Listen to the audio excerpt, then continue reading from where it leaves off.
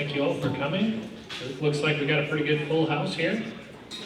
Again, thanks for coming out, especially on a snowy, rainy, not so nice day, but the farmers probably like it here, so we're not going to complain too much.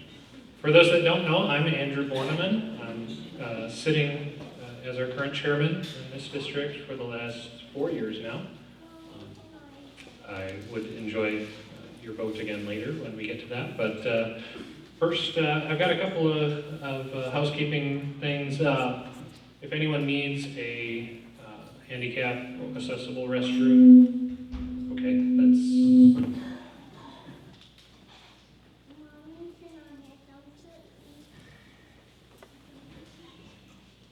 let's try this again. All right, handicap accessible restrooms are available through the elevator and to the right. Okay, we'll get this taken care of. Up the elevator and then to the right and left for handicap accessible restrooms.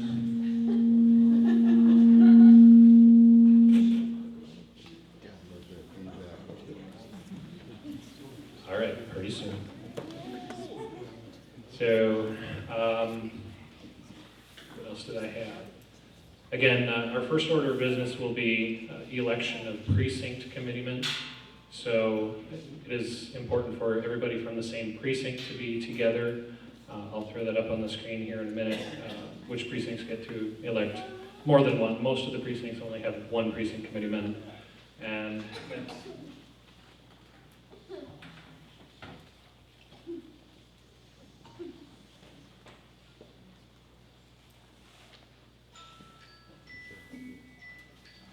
yes, that was the other thing I was going to say. Please turn your cell phones on vibrate or quiets so we can continue. We will have time towards the end of the meeting for unfinished or new business. I know there was a number of people that wanted to say a few things. We will have time for that. We do ask that we keep things civil and respectful of everybody else here, both in duration and in content of your comments. And I'll reiterate that later. For our precinct caucus, I have up on the screen the precinct caucuses, or the number of precinct committeemen is based on the number of votes in that precinct at the last general election for governor.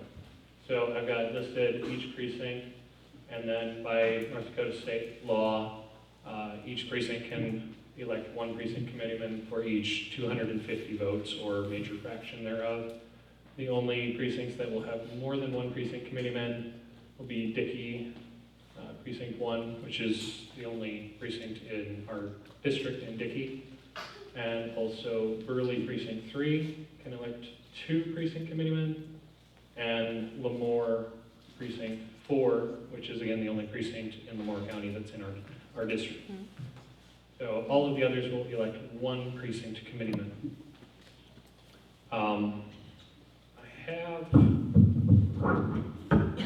right, I'm going to try to make this easy, which may not be the easiest thing to do with all the technology. So, here I have our current precinct committee persons. Can everybody see that okay? No, not really? Hang on, let me blow it up here a little bit more.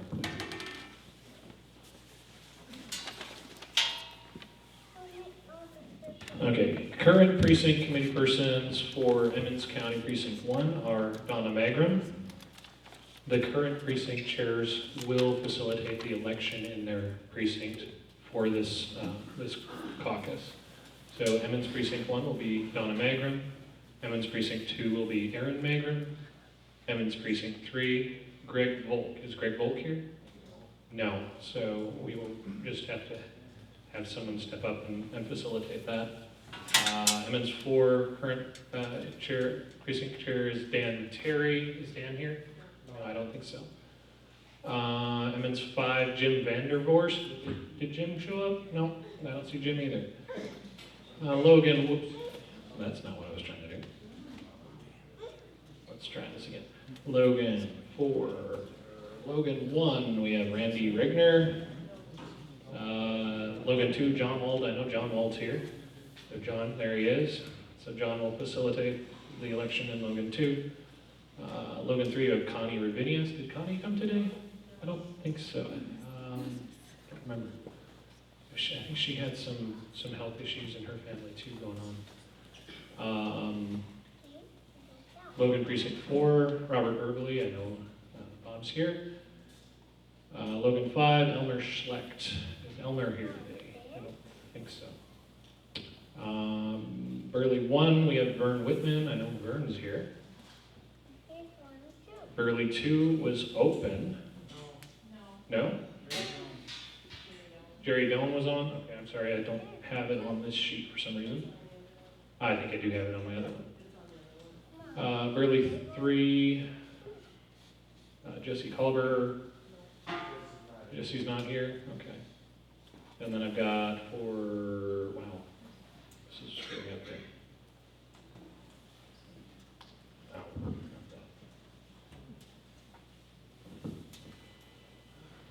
There we go.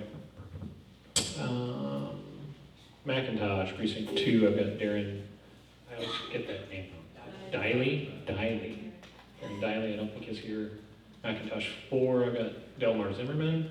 He told me he could not come today.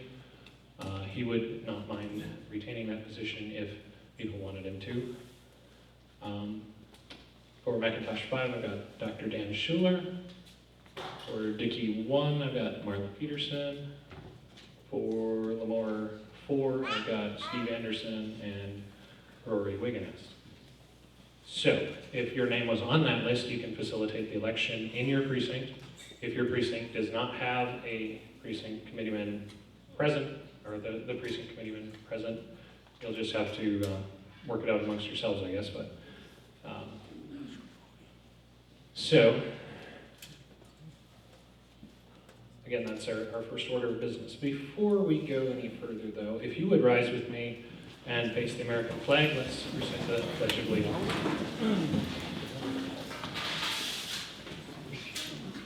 I pledge allegiance to the flag of the United States of America and to the republic for which it stands, one nation, under God, indivisible, with liberty and justice for all. Thank you.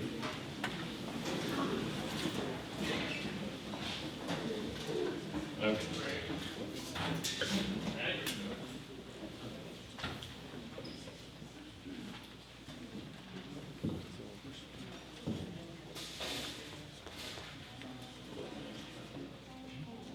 Okay. Are there any questions on what we are doing right now? Did I make it clear enough? Each precinct will, the people from that precinct will nominate and elect a precinct committeeman for your precinct. The precinct committeeman, pretty much, I'm going to ask you to help with balloting today, and if you had our endorsing convention, then you would help with that at the endorsing convention. The precinct committeemen also sit on the district committee, so if we have reason to call a meeting of the district committee, then the precinct committeemen would also have a chance to attend that meeting and have a vote on the district committee. So that's kind of the breakdown of what a precinct committeeman is. And then we also would ask, before our endorsing convention, we'll be in touch with the precinct committeemen and ask them to help with getting people from their precinct to come to our endorsing convention, and just encouraging people to come. So, any questions on the precinct caucus? Okay, with that, I'm going to go ahead and turn this mic off, and each precinct can gather. Maybe easiest to actually stand and huddle together. I don't know what the best method is, but you're supposed to be all sitting together, so it should be fairly easy. All right, you're dismissed.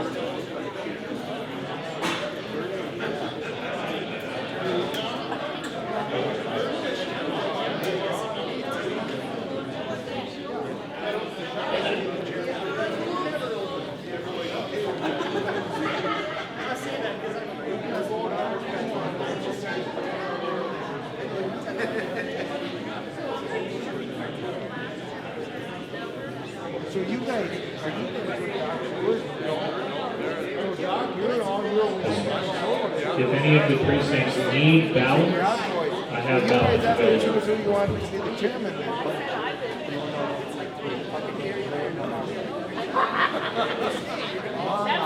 Then you're the chairman, Jerry. Yeah, but that's, I mean, right now, who did they say was the chairman? Okay, so whoever takes it then, you'll be on the district committee as well, so if there's a special meeting or anything, you'll be contacted, and then you'll be able to attend. You know, so whichever one of you guys want. To pay, it costs you money. Oh, she's not going now. Yes.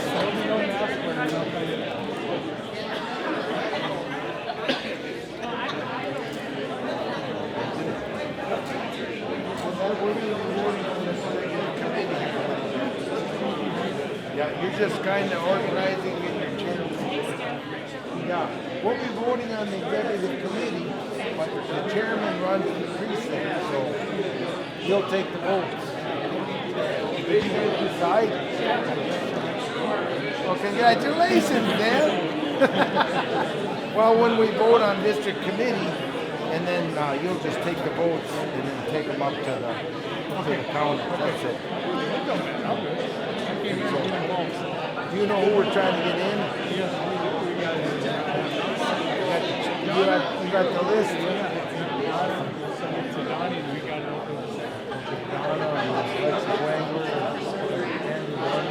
Andrew, this is his 4 years now. I think he's had that job. He's been doing a real good job. Thanks.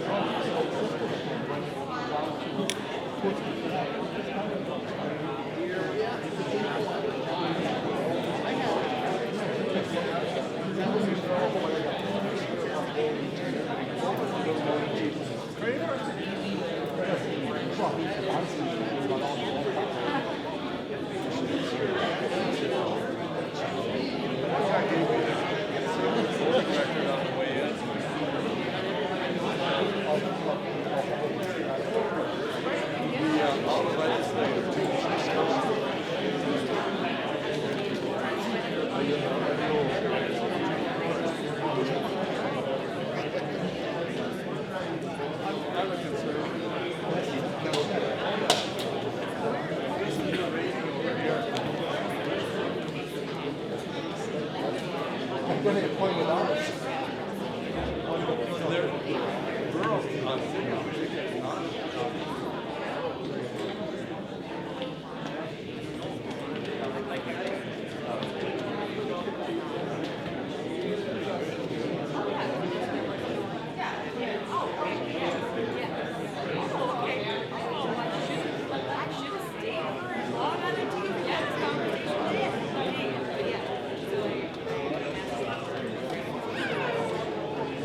Testing. Could the new precinct committeeman please report up to the front desk? Thank you.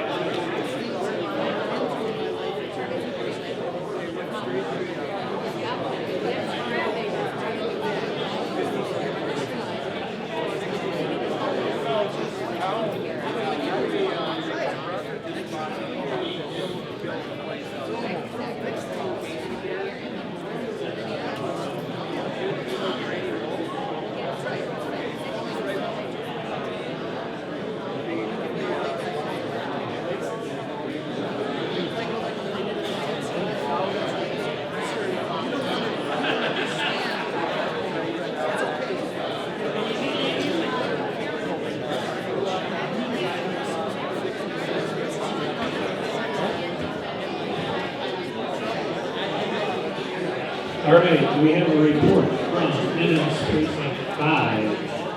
Ennis Precinct 5. Oh, they're still at it.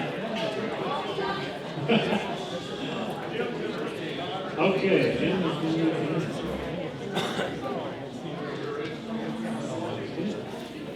do we have a report from Logan Precinct 1? Logan Precinct 1? Anyone here from Logan Precinct 1? You're still at it. Are you done? Okay. Could I get the Logan Precinct commitment to come up? You got railroad? Oh, okay. Yeah, that would be railroaded.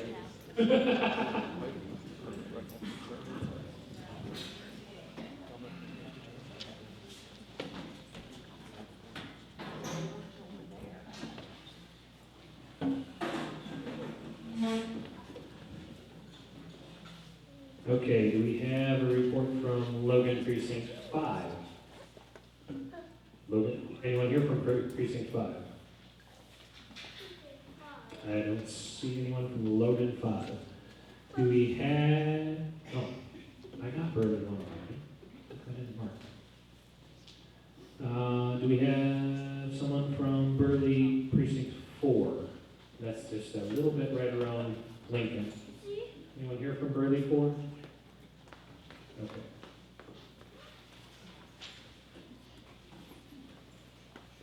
Do we have McIntosh Precinct 1? Oh, I did McIntosh Precinct. How about McIntosh Precinct 2? Do we have anyone from McIntosh Precinct 2? I'm from McIntosh Precinct 2. So You're I'm in. what? Are you the only one here from McIntosh 2? I guess. All right, we'll put Candy on this.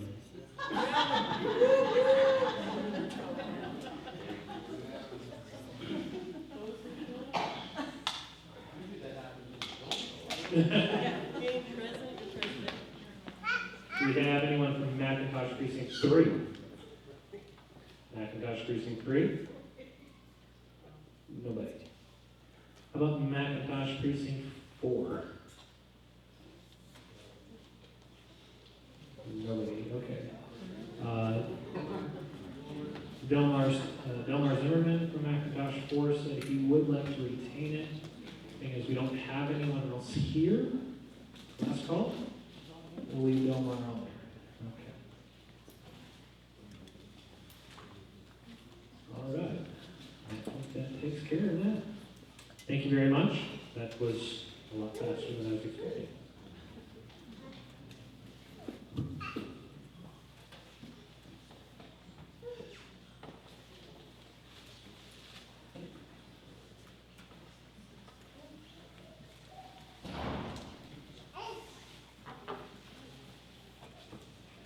All right. Well, thanks again for coming and for your patience through the long registration and as we get through our agenda here. At this time, I'm going to call the District 28 Reorganization meeting to order.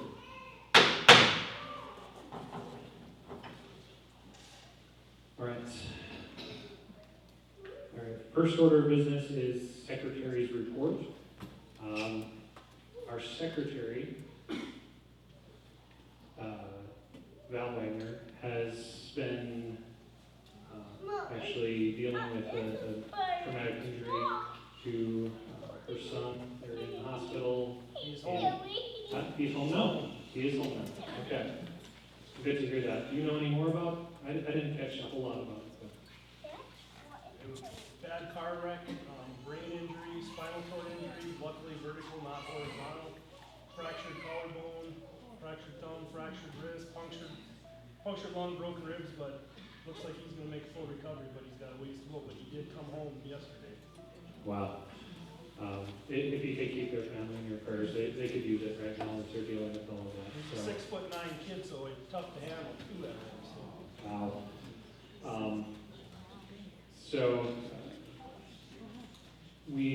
Val is obviously not here.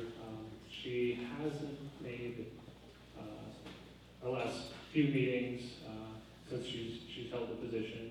At this point, I'm going to appoint Candy Neese as our Secretary Pro Tem until we get to the election. I do not have much beyond that for a Secretary's report, so I guess we'll move on to the next order of business. Treasurer's report. This is also kind of lackluster. Our treasurer, our former treasurer,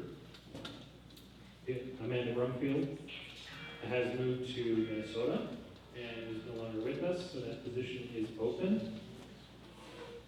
I do have a quick and dirty list that I made up here. So for the treasurer's report, as of the beginning of this month, 5/1, the District 28 Republicans have a bank account at Stockbrokers Bank in Napoleon with a balance of $3,181.08. Also, as of the beginning of this month, there was one membership prepaid, which had not yet been deposited for a total of $1,350 in accounts received. And as of the beginning of the month, 5/1, there is one outstanding bill at Moose County Record and MDNA for notices of this meeting in the amount of $669.30, which leaves us with a net cash value of $2,525.28 before all of the registrations that we've taken today. Also of note, the District 28 Republicans have applied for and received a federal tax ID number in accordance with IRS and banking requirements. That has happened since our last endorsement convention. So, as of right now, I would entertain a motion to approve the treasurer's report. Is there a second? Second. Motion and second to approve the treasurer's report. All in favor signify by saying aye. Aye. All opposed? Motion carries. Who made the second? Aaron. Okay, next on our agenda is the election of officers, what we're all here for. We will start with the chairman. As chairman, I will hand the mic over to Don Magrum, who's our next vice chair in order for the election of chairman. Okay, I will open nominations for our chairman. Do I have any nominations? Robert, do you want the mic or? No, I think I would nominate Mr. Andrew Borneman. I feel he's been very effective in organizing things, and I nominate him for another term. Do we have a second? Bo? Are there any other nominations for chairman? Are there any other nominations for chairman? Nominations. Good. I have to call three friends. Any nominations for chairman? Brenda Whitman would like to move that nomination cease. Do I have a second? I'll second. Raise your hand, please. Oh, Rick Van Beek, second.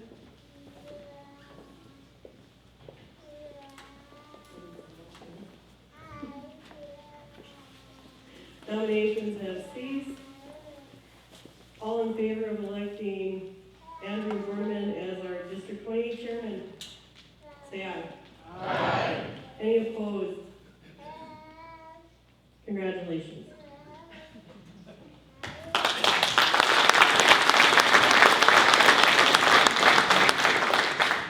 Well, thank you. I appreciate your confidence and support in our district. Try to make our meetings as pain-free and easy to understand as possible, and open and fair for everybody. So thank you for your confidence. Our next order of business is the election of first vice chair. Our sitting first vice chair is Jim Weber.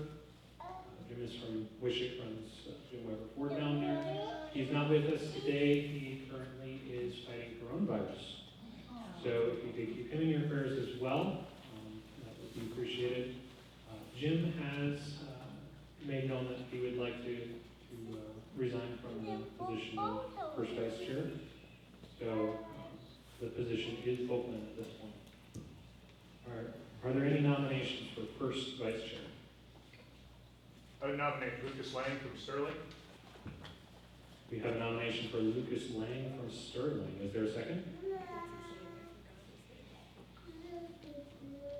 What's your name, sir? Dominic Johnson. Thank you. Lucas Lang has been nominated for first vice chair. Are there any other nominations?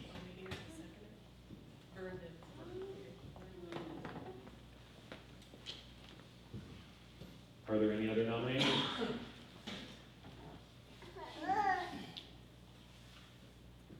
I'd like to nominate Marty Beard. We have a nomination for Marty Beard for first vice chair. Is there a second? We have a motion and a second, or nomination and a second for Marty Beard for first vice chair. How do you spell that? Could you spell the last name for our secretary? You got it? Yeah, we got it. Okay. Are there any other nominations?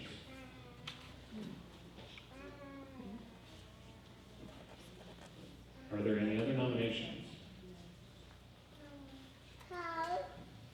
Are there any other nominations?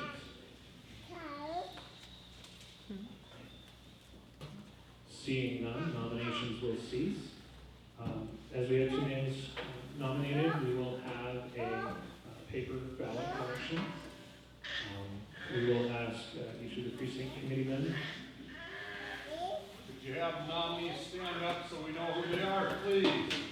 Certainly. Actually, if we would, if the nominees would like to come up and say a few words and introduce themselves, you'd certainly be welcome to.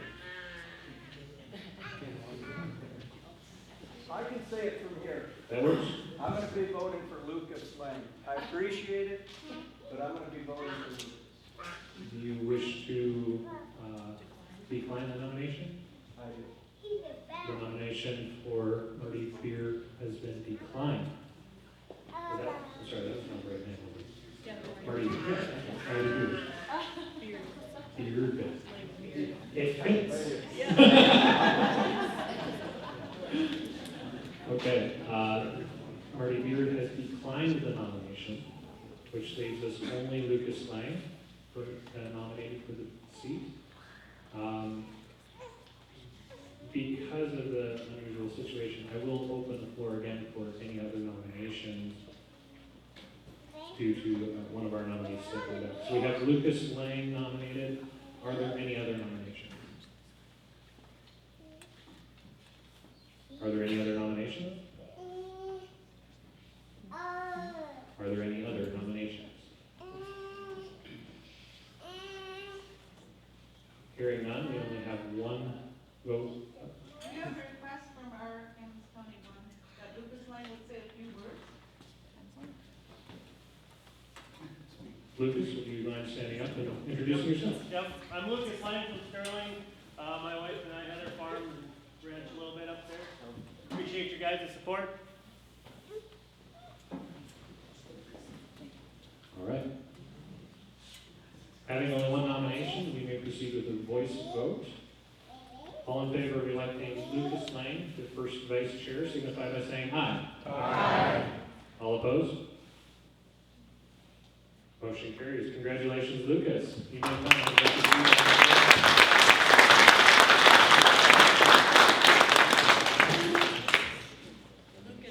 Come on.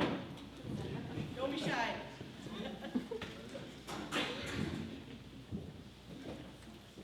Next order of business is election of second vice chair. Our current second vice chair is Donna Magrum, which we all know, I think, and has served alongside me for the last 4 years. So, really appreciate that. Are there any nominations for second vice chair?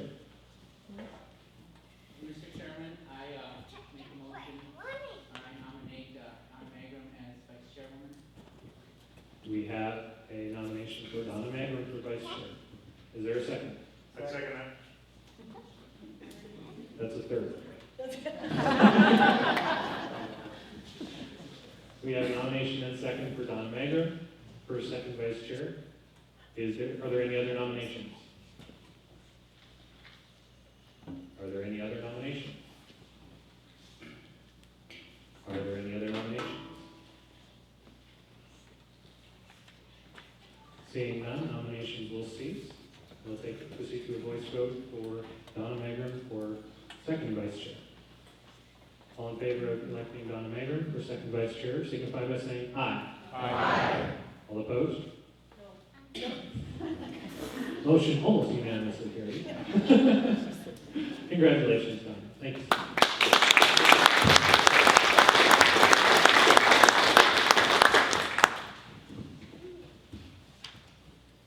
Our next order of business is the election of secretary. Again, our current secretary, Val Wagner, is not with us today.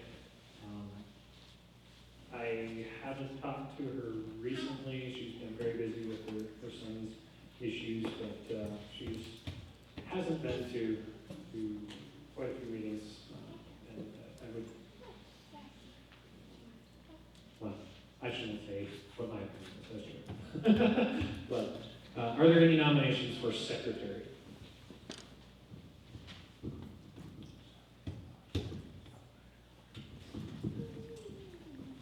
Hi everybody, it's so great to see you all here. I would like to introduce you to my friend Candy Lees, right there.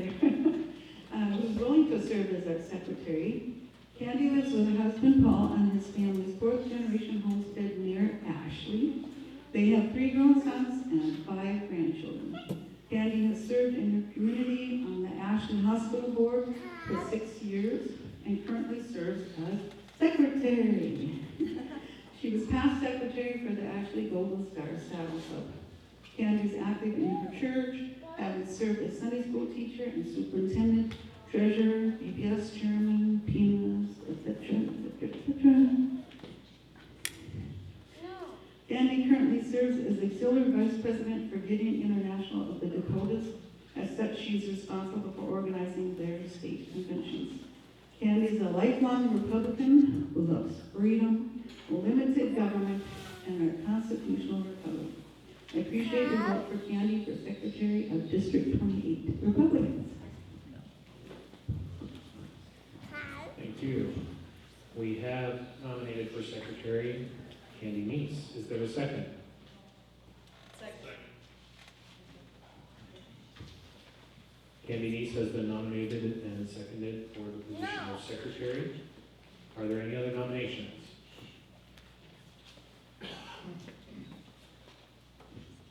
Are there any other nominations? Are there any other nominations?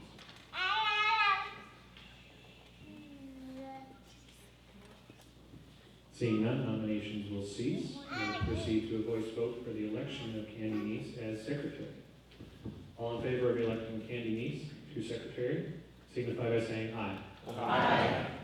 All opposed? Motion carries. Congratulations, Candy.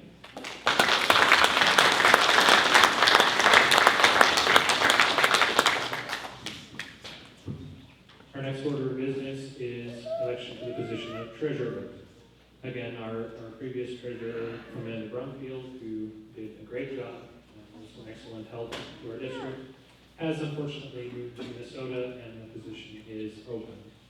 So, do we have any nominations for the position of treasurer?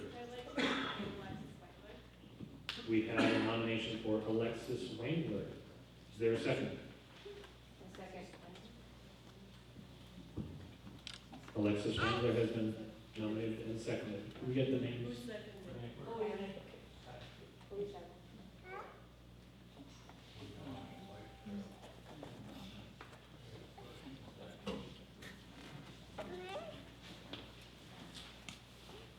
Alexis Wangler has been nominated and seconded. Are there any other nominations?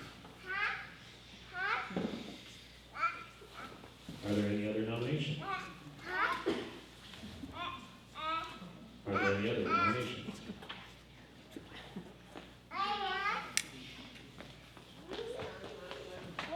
Seeing none, nominations will cease, and we'll proceed to a voice vote for the position of treasurer. All in favor of Alexis Wangler for treasurer, signify by saying aye. Aye. All opposed? Motion carries. Congratulations, Alexis.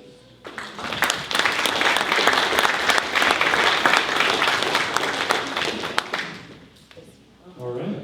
Well, that's the meat of what we came for. At this time, I would like to ask our legislators to say a few words on their thoughts on the legislative session, which just concluded. If I could get Senator Earbley, mind coming up and sharing a few words.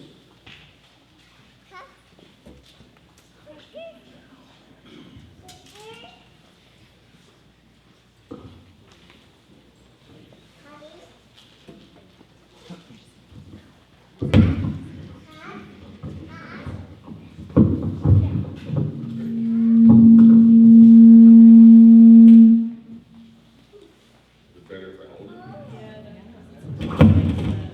Probably, yeah. We'll try it this way. All right, well, thank you, Chairman Borneman, for running a very good meeting here today, and pleasure to be in front of you, and thank you for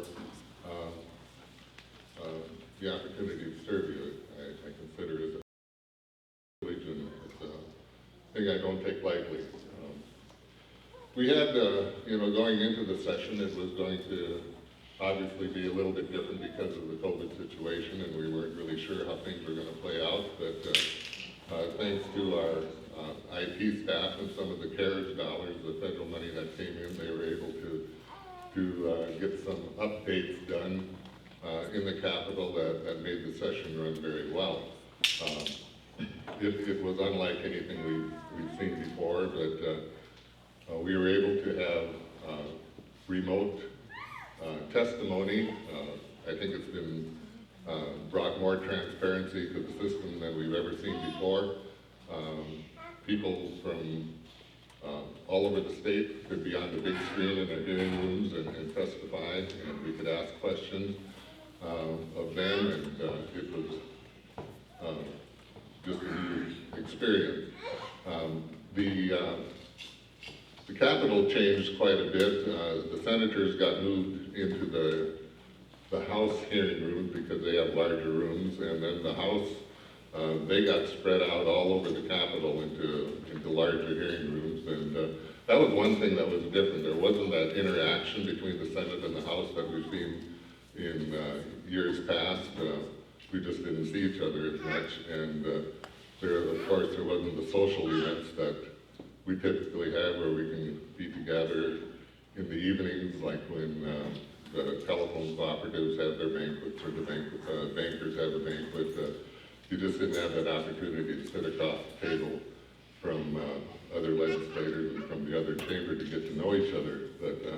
But that was different. And we got through the session quite well with not too many people coming down with COVID. We did have a couple, but it was also set up that in each of the chamber,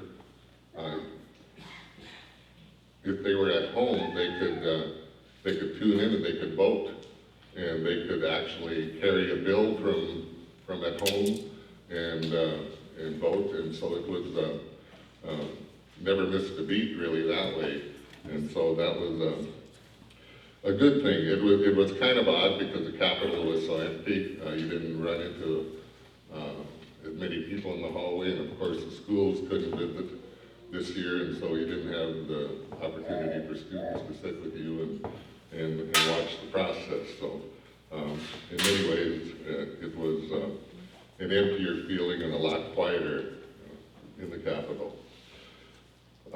One issue I wanted to talk about a little bit, and some of you may have already seen the article if you get the local weekly papers. I don't know if it was in all of them, but I want to talk a little bit about the posting bill, whatever it's called. Some call it the property rights bill. It was Senate Bill 2144. It was a bill that I had been working on for many years. You're probably well aware that there was a huge conflict between landowners supporting and wanting property rights, their property rights recognized, and a big battle with the sportsmen saying they want to protect their hunting heritage. And I've been there 20 years, and it's been a battle every year, and it usually got lost in the first house. In the last session, we carried it all the way to the last day and made it through both chambers and then lost by 4 votes. But an interim steady was retained out of that, and then in that interim steady, we had the opportunity for 3 counties to try out electronic posting. And that went very well. And it's done through the Game and Fish Department. And what happened in this session now, in that interim study, I guess I have to say, the thing that made that successful was the people that we had involved in that committee. We had 4 citizens that were appointed to that committee, in addition to 5 legislators. And those 4, 2 of them were appointed by landowner groups. We had one gentleman representing the North Dakota Stockmen's Association, a rancher from Killdeer, and then we had another gentleman from Hazen who was appointed by the Grain Growers Association. And then the sportsmen had selected their chairman of the North Dakota Wildlife Federation, and then a gentleman from Park River who's involved in numerous sports clubs. And what came together from that is these citizens represented their larger organizations and went back and forth and worked with their own organizations and brought those thoughts and issues to the committee. And so it wasn't that big battle in the legislature, the previous legislature. Well, in the 2019 session, I personally had over 700 emails on the issue, and it was very contentious. We had 36 hours of hearings, and this session, there was none of that because of the work of the interim committee. And I credit the citizen members on there who had voting rights with coming up with a bill that brought peace to both sides. And what we have now is the opportunity for electronic posting, and all you do is go to the Game and Fish website, and if you already have a license, you're already in there. If not, you create an account. You go down, there's a place that's called Land Parcel. You click on that, and from there you type in your tax ID number, because all of North Dakota now is under a GIS system. All the data is there, all the land tract information. You click on your, put on your land parcel, all your land will come up, and you can select all or you can select individual tracts, and you're done as a landowner. So that takes away the big contention that landowners have, that it takes time and money and days to do it, and so that part of that equation is minimized or eliminated. I've often said you can now post your land in less time than it'll take you to find your staple gun. And so, believe me, I've looked a long time for that thing. And then for the hunter, they're able to go in, it'll be under the plot side of it, and they can either download it, or even out on if they have the GPS capabilities on their phone, Onyx can pick it up and that sort of thing. They're able to know where they're at. I mean, the hunters are already using the technology, and so, but it's also printable too, and it'll be in the plots book. So you got numerous ways as a hunter to do that. So it's been a win for the landowners and the sportsmen in that respect. And I think the thing that the press hasn't picked up on a whole lot is, I'll finish. The thing that the press hasn't picked up a whole lot on this is that the hunting part is in section 20 of the code, and there's also a criminal trespass part of the code, which is section 12. And so what we've done now is that all fenced land is considered closed. So all fenced land is considered closed to all activities, except if you're a lawful hunter or an angler. So if you're a lawful hunter or angler, you can go onto fenced land during a hunting season if it is not physically posted or electronically posted. And then we've also worked with the penalties so that if there are, give some law enforcement some flexibility. So if there's someone out there doing some egregious things like a four-wheeler tearing up your pasture, they can give them a stiffer penalty than someone who's out there just hiking or taking a picture. And so that is kind of the crux of that bill. And Scott, you had a question back there?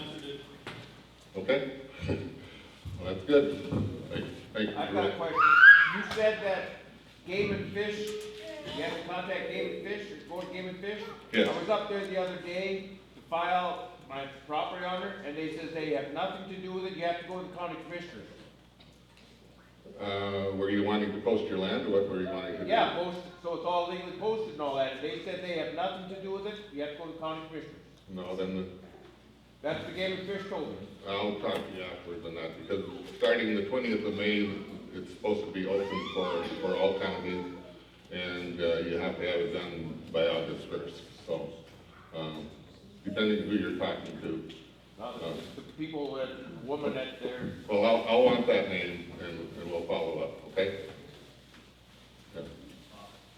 Yeah. Is that annual enrollment on that website? Yes, it is. Yeah, annual enrollment. So, good, things change. Which should be available. The owners have to ask the person first before they can go on hunt. Pardon? When it's posted, they should ask the owner first, right? Yes, Even if it's electronically posted. absolutely. Yeah, no, if it's electronically posted, it's like it's physically posted. If you want to go on to physically posted land, you should ask permission. If it's electronically posted, you should ask permission. If you go on and it's not, you're gonna be penalized. The onus is gonna be on the hunter to know where he's at. Okay, You really think that the people are gonna stop their hunting? If they see a rooster pheasant running across the pit, they're gonna stop and get their phone out and look it up. Oh, is this posted or not? Oh shit, there went that bird. They're not gonna do this. no, you're always gonna have that no matter what the law says. I mean, South Dakota is closed and you can't tell me they don't have trespassing problems. I mean, it's going to happen. It's just, It'll take away the technicalities. that it will do. That's the benefit. Yeah, it'll take away the technicalities, state attorneys will be able to prosecute. And I guess as long as I was talking about that, what helped us in the interim, that we had a good advisory committee put together of the state attorneys, the county reps, and the IT people, and so, I can't say enough about, the state's attorney that we had, serving on that committee that helped us through the legal parts of that, so, I'll move on here. I'd be happy to visit with anybody a little bit more in detail if you've got questions on it afterwards. I guess one other thing I wanted to talk about, I serve on the Appropriations Committee, and, of course, the federal monies coming in have changed, are appropriating a lot because those federal dollars came with strings attached. They could only be used to cover COVID-related type losses. And being North Dakota was more open than a lot of states, it was a little harder to find the proper ways to use those CARES dollars to supplant some of our general fund dollars. But I'll just share an example of one thing that we were able to do. For example, tourism was one area that showed a great loss because of COVID. And so under that, the Historical Society fell under the tourism part of it because people weren't going to historical sites either. And so in our Senate side of the appropriations, we're divided up among the budgets, and I was the chair of the Historical Society budget as well as the Extension Service budget. And for example, the Historical Society had they've had deferred maintenance issues on their 57 sites for many, many years, and we're only be able to piecemeal and give a little each time. Well, this freed up $4.2 million for the Historical Society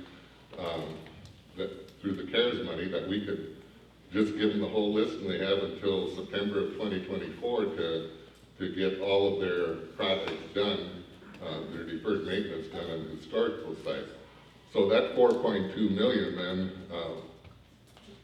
we were able to pull that into the general fund, and then I serve on the, or chair of the extension budget, and so with those dollars then we were able to use those general funds to like do a greenhouse up at the Langdon facility, do working facilities that were in dire need in Carrington and in Streeter, and a machine shed out at Hettinger. And so we were able to, because of being able to move the federal dollars, save the general funds, we were able to use them in other areas. So that's an example how some of that worked. We also did something called bonding, where we identified projects for bonding. They came up with a $680 million figure for bonds that will be paid off over a 20-year period. And we pay those bonds using legacy fund earnings. And so there will not be any tax dollars going to that. It'll be the earnings that we have put aside from the legacy fund. And granted, the Fargo diversion is going to get a big part of that bonding done, but at least it'll get the project done. We've been kind of piecemealing that out through the years as we've had the money, but now that we're getting some maturity on the legacy fund earnings, we can take that up. And by taking care of Fargo diversion, that freed up the natural resources fund money so that the smaller water projects in the rest of the state can be taken up. And so our payment on the $680 million bond will amount to about $55 million per year, which, and we're currently earning about $800 million. And so it was a combination of a bonding bill and a streams bill. And the streams is we're using legacy fund streams to supplant general fund dollars, and would be a savings to the taxpayers. And I don't want to talk too long here because the other two need to say something too. And we do, but I do want to say that we had good outcome for our townships and for our local townships. We're bringing a pile home for that, and Representative Brandenburg will work with that, and he'll talk on that. But all in all, I feel we had a good session. In terms of just our general fund, which is the taxpayer's bill, we had a 2.2% increase over the past biennium, which is 1.1% per year. We can talk federal dollars all you want, and how that increased our budget, but for the most part, we couldn't put our hands on it because it's a part of our budget, yes it is, but it went directly to counties, cities, and schools. And so it's counted as part of our total budget because it came to the state, but we didn't really touch it because, like I said, it was pre-dedicated money. So I think I've talked long enough. Others need to talk. I have lots of numbers here. That's what appropriators do. But I see Mr. Borneman looking at me kind of antsily. And so I'll pass it on. Thank you for your time, and thank you for coming out today and just being a part of the process. It's so important that citizens are engaged, and I'm grateful for you doing that. Thank you.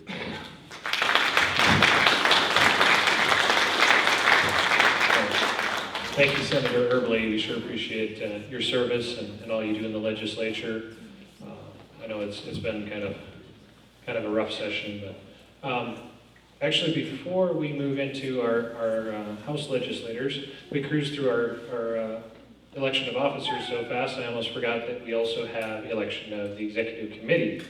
So let's go ahead and go through our executive committee officers. In case that we have to have a paper ballot and count ballots, it'll give us a little bit of time while our representatives speak. So, sorry about that, just a minute. Okay, so our current executive committee, updated with our new officers. The executive committee is a smaller group than the entire district committee, and they can make some decisions for the district when necessary, when it's impractical to have the entire district committee together. The executive committee is capped at a total membership of 18. That's in the state century code. That's something we can change. So we currently do have 18, although I know this is outdated. So the first 8 are automatic. It's the 5 members of the board and our 3 sitting representatives. And then we have 10 at-large seats. The 10 at-large that were elected 2 years ago were Darren Diley. Did I get that right this time? All right. Darren Diley, James Riley, Belmar Zimmerman, who again would like to retain his seat if possible. He's not here with us, but he did indicate to me that he would like to be on again. John Wald, Robert Borneman, Aaron Magrum, Vern Whitman, Bill Gackel, Steve Anderson, and Kip Rath. So our election will be for the 10 at-large seats.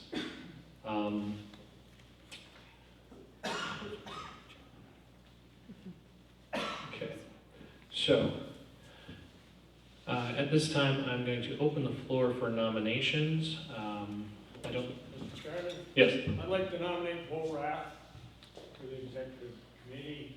Bo Rath's he ranches in Sterling. He's an active young Republican, been very active in the young Republicans in the state. And we need some new young people in this. If we're going to keep this Republican Party active and moving, we better dang sure get some young people excited and part of it. So I'd encourage you to support Bo Rath. All right, we have a second nomination for Bo Rath. Is there a second? Mr. Chairman, I want to second Bo Rath.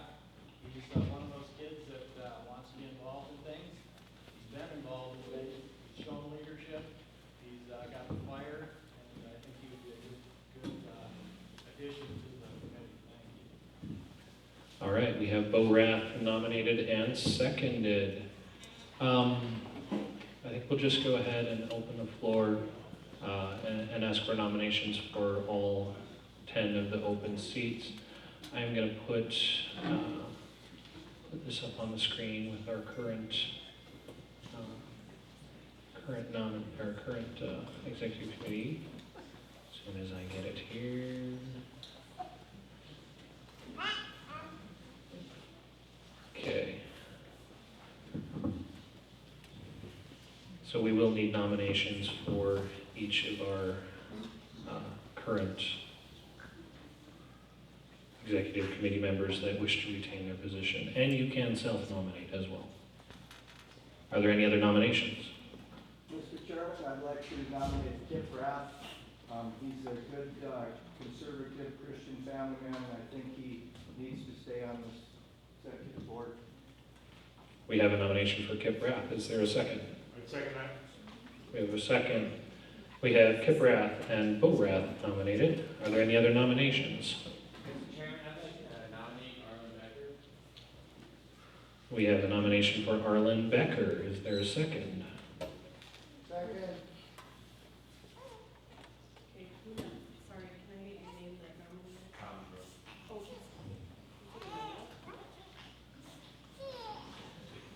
All right, we have Kip Rath, Bo Rath, and Arlen Becker nominated. Are there any other nominations? Nominate Robert Norman. We have Robert Borneman nominated. Is there a second? I second. Marie Borneman or Paul Furch seconded. Oh, it wasn't Paul. Sorry. Clark. We have Robert Borneman nominated and seconded. Are there any other nominations? Mr. Chairman, I nominate Steve Anderson. We have a nomination for Steve Anderson. Is there a second? Second. Steve Anderson has been nominated. Are there any other nominations? Mr. Chairman, I'd like to nominate John Wald. We have a nomination for John Wald. Is there a second? Second. We have a second. John Wald has been nominated. Are there any other nominations? Mr. Chairman, I'd like to nominate Craig Miller. We have a nomination for Craig Miller. Is there a second? I'll second.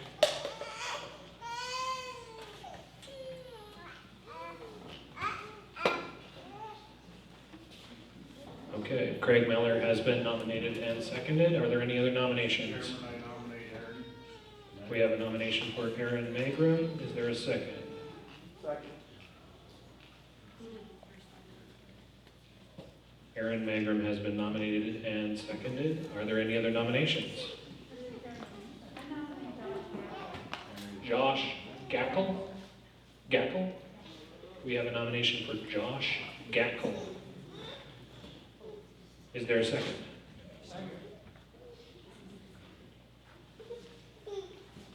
Who seconded? Oh, Mike. Josh Gackle has been nominated and seconded. Are there any other nominations? Chairman, I would nominate Jason Stone. We have a nomination for Jace. Is that correct? How's that spelled? Jayce.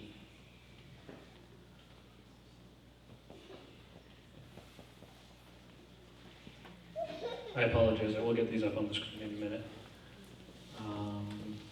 Is there a second for Jace Doan? Second. We have a second from Aaron Magrin.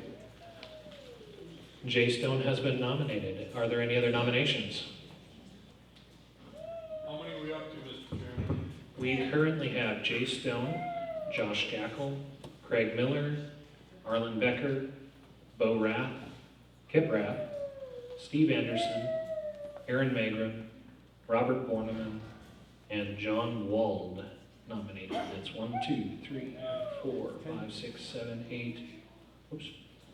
1, 2, 3, 4, 5, 6, 7, 8, 9. We have 10 nominations for 10 seats. Are there any other nominations? We're going kind of fast. Yes. So Marty Beard nominated Kip Rath, and then who's second? Who seconded Kip Rath for the secretary? Nominate Johnson. I have another one who's right.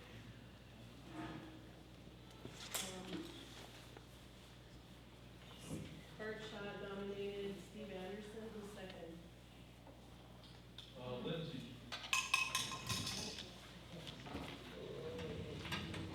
Nominated John Wall. And then second. Mike Grant.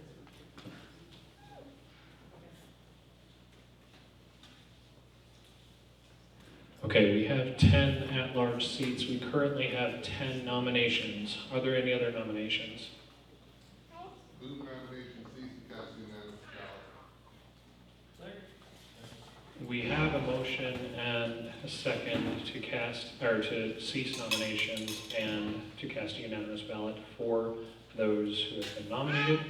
Again, that would be Robert Borneman, Aaron Magrum, Steve Anderson, Kip Rath, Bo Rath, Arlen Becker, Craig Miller, Josh Gackle, and Jace Doan. I will take that after I call at least one more time for nomination. Who seconded that? Are there any other nominations?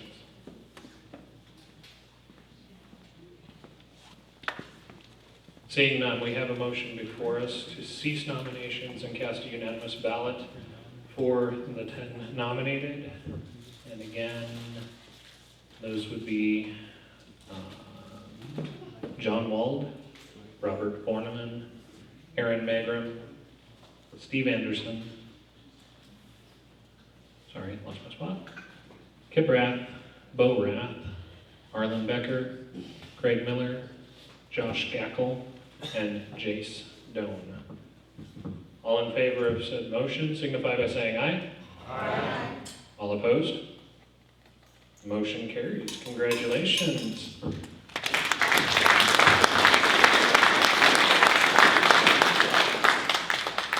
Well, that makes it way too easy. All right, I will turn the mic over to Representative Brandenburg.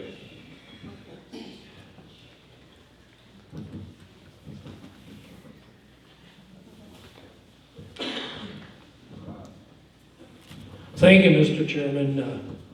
Appreciate, a little too loud. How's that?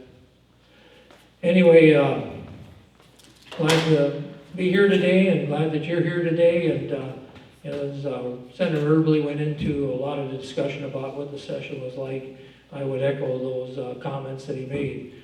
And I would just get into some of the things that we worked on during the session, and I was a part of quite a bit during appropriations.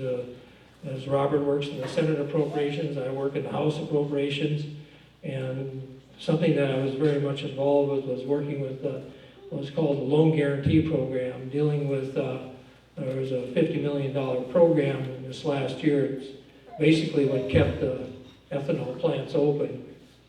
It's a low interest buy down program, being able to keep such as ethanol plants, soybean plants, greenhouses, and other programs that support that type of activity. And because of what happened with the loan guarantee program, the ethanol plants, there was 50 million set out there, and some of it had been used already. And there was $46 million of it sent out and being used, and it's being repaid back. But we added another $30 million to that program.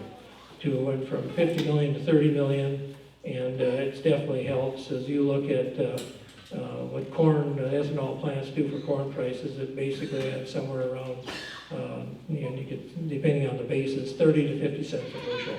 And so it's a good program. It supports agriculture and something that is good. 1475 is a new program working with Ag Innovation. Ag Innovation actually tied together with the loan guarantee program, which kind of dovetails into what we do with the loan guarantee. There's parts of it where smaller projects, such as butchering shops or some sort of a investment that somebody wants to make, a new project. There was really not a fund that was set up to get them going, and that deals with smaller projects of $10 million for that type of activity. Something that I worked on very hard this last session was dealing with the townships. The COVID money that came out sent out money to the cities and the counties. Basically about close to 250 million is going to be coming. It hasn't come yet, but it's coming. We don't have the parameters yet, but it will replace what Prairie Dog didn't happen. But it left out the townships. And the townships, we're working on, there's $30 million in state funding, and also there's a federal match to it, which gets to $60 million. So what does that mean for District 28? That means that in the townships, the funding will come somewhere depending upon mileage, because it is by mileage. As you know, 2 sessions ago, the governor did veto the township money. We wanted to make sure he didn't do that again. So we went by a mileage based. Instead of a direct payment, it's a mileage based payment, which follows the program that they use. And somewhere between 12,000 to 15,000 is going out to these townships. Now that's for 20 million of it. On top of that, the other 10 million is going to be used for culverts and bridge replacement, and to match, because there are places where townships need to be able to deal with that. And that fund will be worked with your local FEMA people, and also your road superintendent, and also the DOT and the counties. So it's new. We're trying to make it into a permanent program so that we can be able to fix these roads and keep up with what's happening. Very much part also in the school funding, which is important. Probably one of our biggest employer is the school funding that goes out to the schools. Dealing with health insurance, the PERS budget, and supporting pro-family legislation. And in this district, our probably #1 employer, other than agriculture, is the school funding. The second one is the hospitals, the nursing homes, and the ambulance, because a lot of the ambulances are parked into the hospitals and nursing homes. And so those are 2 big areas that we worked on very hard. Firefighters comes from the loan guarantee, or from the insurance reserve fund, and there's $19 million going out to all the fire departments in the state, and 100% payout going on that. Also, something else that in 1431, the bonding, as Senator Early mentioned, there was $50 million in there for Harris Hall, which is dealing with research and looking at what we can do with agricultural research and enhancing that. And this has been worked on for many sessions, and finally come to tuition, as well as an extension budget. The meat slab, which was last session, is also being carried forward in that, and that big things for agriculture. And in this state, just so you know, the state runs on, #1 industry in the state by far is agriculture. A third of the state runs on ag, whether it's crops or ranching. The other third is dealing with energy, and about 90% of that energy is oil, that money coming in from energy is oil, and the other rest is all the rest. That's what the state runs on. And dealing with that budget, that's just, so being involved with all those issues is very important. Also, the ag budget was a very good budget that was set up. And also dealing with the state fleet and the DOT budget, which was 10-12. We also put in there a program there where the state fleet would use ethanol in their state fleet vehicles, which is over about 3,900 vehicles. And so they're looking at E15 as well as biodiesel, so you can promote that. And it went through real good in the House. In fact, the Senate, and all the years I've carried the DOT budget, Department of Transportation budget, was the first time that the Senate concurred. We never even went to conference committee on that. And so that was a win for this district. And so with that, there's many other things that I could talk about, but Mr. Chairman and members that are here in District 28, I thank you for being here today and look forward to working with you, and thank you.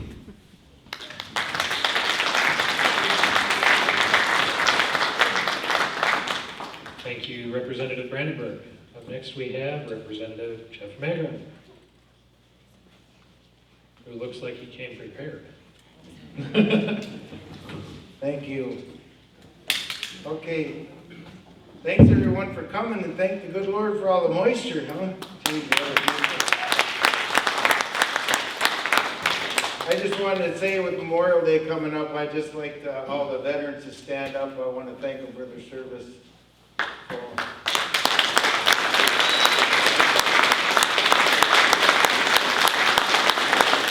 A lot of veterans, thank you guys, appreciate all your help. And we wouldn't be able to do all this if it wasn't for your service. We sure appreciate that. I want to thank Andrew for running a good, he's been doing a wonderful job. I'm glad we re-elected him. And thanks for the good reorganization meeting. And I want to wish all the mothers in here happy Mother's Day tomorrow. I'm a little early, but I hope you all have a happy Mother's Day. And thanks for all you're doing for our country, because without all the good mothers, heavens knows what we'd have. So thank you.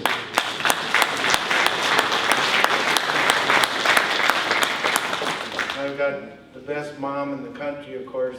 My mom's back there, Eleanor. And my wife, my wife's an excellent mother, of course, and she made me a father. So my mother-in-law's here. She's been awesome. Idora Schmidt. Thanks, Idora, for all you've done, and for your daughter, of course.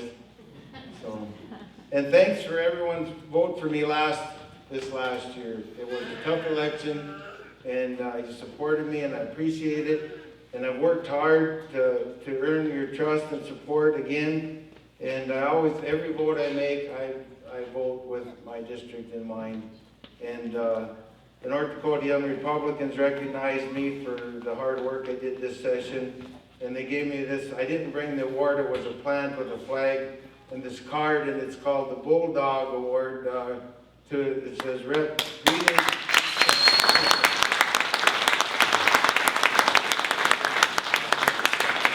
It was sure nice of it. Says, we know we can count on you to be fearless in fighting for what's right. You don't back down, and you're an inspiration to all North Dakotans. So I know there's some young Republicans in here, Bo, I think, and Lucas. I'm not sure can young Republicans stand up. It's a great organization. So Aaron, you guys don't want to stand up? Well, anyway, anybody that's 40 and younger, I'd recommend you get involved with the North Dakota Young Republicans. It's a great organization. We're bringing up a lot of new members, so it's going to be really good for the state in the long run. So thanks, you guys, for being part of the Young Republicans. And I appreciate the acknowledgement of the award. And then I just want to tell everybody, I do get the ARP cards for trying to lower prescription drugs.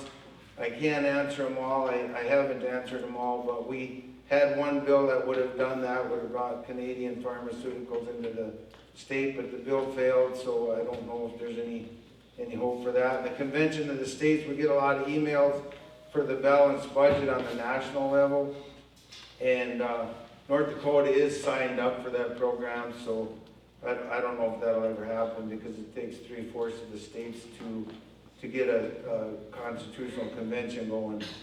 And so I'm assigned to policy committees, unlike the other two representatives. And so I'll just touch on a few of them real quick, because I know everybody wants to go. We had the number one bill of the session I was co-sponsor on, and Lexi Wangler was a big part of it, the mask bill, 1323. The people actually took that bill over. We presented it, but I mean, they helped with everything. They had the gala, they had Scott Hennon, he was there, he was the master of ceremonies. They had OSHA speakers come in from Michigan. It was really exciting and inspiring just to see the people. I mean, we packed the house at the Heritage Center, the rally, the day after Easter Sunday. We had hundreds of people on the lawn of the Capitol. It was amazing. So people really liked that bill, and it wasn't so much about the masks. The problem is people didn't like the government telling them what to do. And so the people really backed that bill. They showed up in the House and the Senate chambers, and they supported us. They emailed and did all the work. It was just amazing. And then the governor vetoed the bill. And so then we had to start getting people to email again and support, and it ended up the House overwhelmingly overrode the veto, but the Senate only, it was like, we needed 32 votes in the Senate, and that's what we got, 32 votes. Everybody's praying, we need these votes, and the Lord gave us 32, just like we needed, so it was awesome.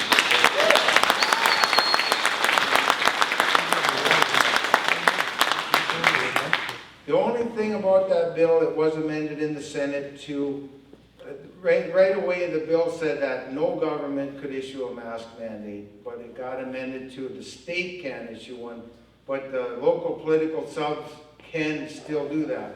And the one thing about it, it'll get people motivated to go to their local school board, city, county, whatever it is, and get involved with the decision if they're gonna try to enforce a mask mandate. Then at least if people are okay with it, that's fine, and if they don't like it, they should go to the meetings and oppose it. And so that's that bill, and I'm getting lost here. The other bill that was vetoed and overrode, it requires legislators. So last year, the state got $1.2 billion in CARES money, and it was just spent without any legislative oversight. So we had a bill that says if there's over $50 million of federal funds coming in, which it sounds like there's over $1 billion coming from the Biden administration. So they're gonna, if that happens, then the legislature has to get called in to spend over 50 million. So we might be going back in there several times this session, or this year. I don't know how that's gonna play out, and this has never happened before, but a lot of the legislators were upset because all this money was spent and nobody had any say in it. People would call us, and I mean, we had the dumb look, because they're like, well, where's all the money going? We're like, I don't know where it's going, because there's certain groups are spending it and we weren't involved, so this will get us back involved. And then the other bill that I was the main sponsor was what we call the Zuckerberg bill. Now, with the stolen election, when they stole Trump's election, that we found out Zuckerberg put money into 42 county elections in North Dakota. So that was pretty alarming. So I had a bill that said, hey, if Mark Zuckerberg and Google and these guys want to give money, let them give money to the general fund or the road and bridge. Why give money to the elections? We knew they were up to no good. So we got the bill through. The governor signed it amazingly with no veto, and so that's law now. The counties cannot take money for elections from outside sources.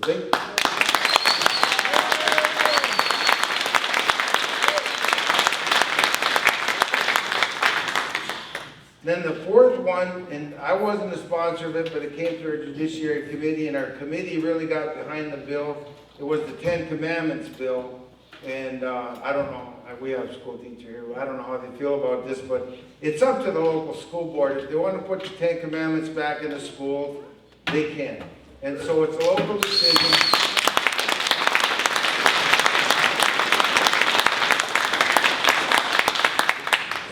So that one passed and it wasn't vetoed, so we're happy about that.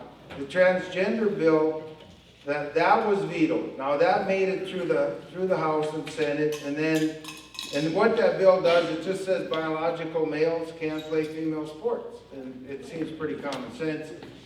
So it made it through, but then the governor vetoed it. So then it went back to the House, we overrode it, and it got to the Senate, and darn if they didn't override that one. So now biological males can play female sports in those schools. Nice. Let that Way to go. Way to go, Senator. And then probably one of the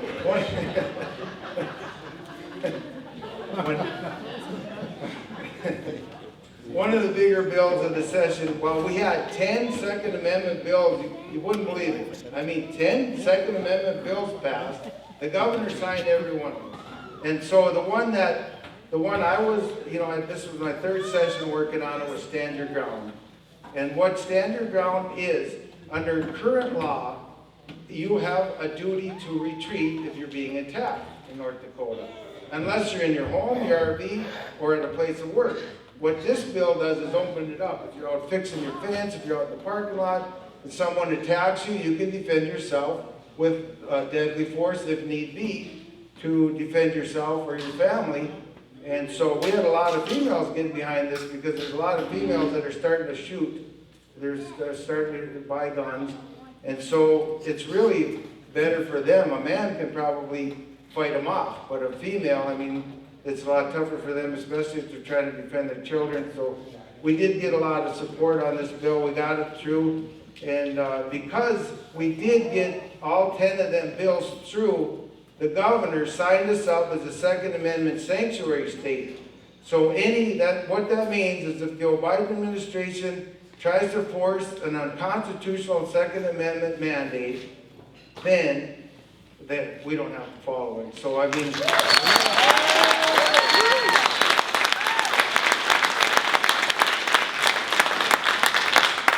but we have to leave it up to our sheriffs. The sheriff's the most important man, he's the most powerful person in every county. So the sheriffs, they have to be able to stand up to whether it's any federal organization, ATF, we don't know, but we don't know how this is going to play out. But there's a lot of people nervous about what's going on in this country right now, and so we did work to get a lot of policies in place. Normally, policy committee isn't as important as the appropriations, but this session, it was pretty dang important to get a lot of this stuff in place before. We don't know, like I said, nobody knows what the feds are going to do. So, and if you have any questions, I'm happy to take them by the side. So if people want to leave, that's fine. But unless anybody has something real important, but okay, Arlen, go ahead. Why is the Social Security deal always so sticky every session? I didn't look up to see how he voted for Mr. Vandenberg and Mr. Burgley. I'm not in Social Security, but why does Social Security have to be taxed in the state of North Dakota? Well, we didn't have, I don't think we had that bill this year, it was last session. It failed for some reason, but I voted for it. I don't think it should be taxed. All that money's taxed, and then, I mean, you pay the tax your whole life, and then you're supposed to pay tax when you get the money. I agree with you on that. So, but go ahead. Yeah, thanks. I'm just wondering how you three think about it, what you're supporting or your non-supporters for it. Well, I can't speak for the other individuals, but I support it. I support it, getting rid of the tax on any Social Security.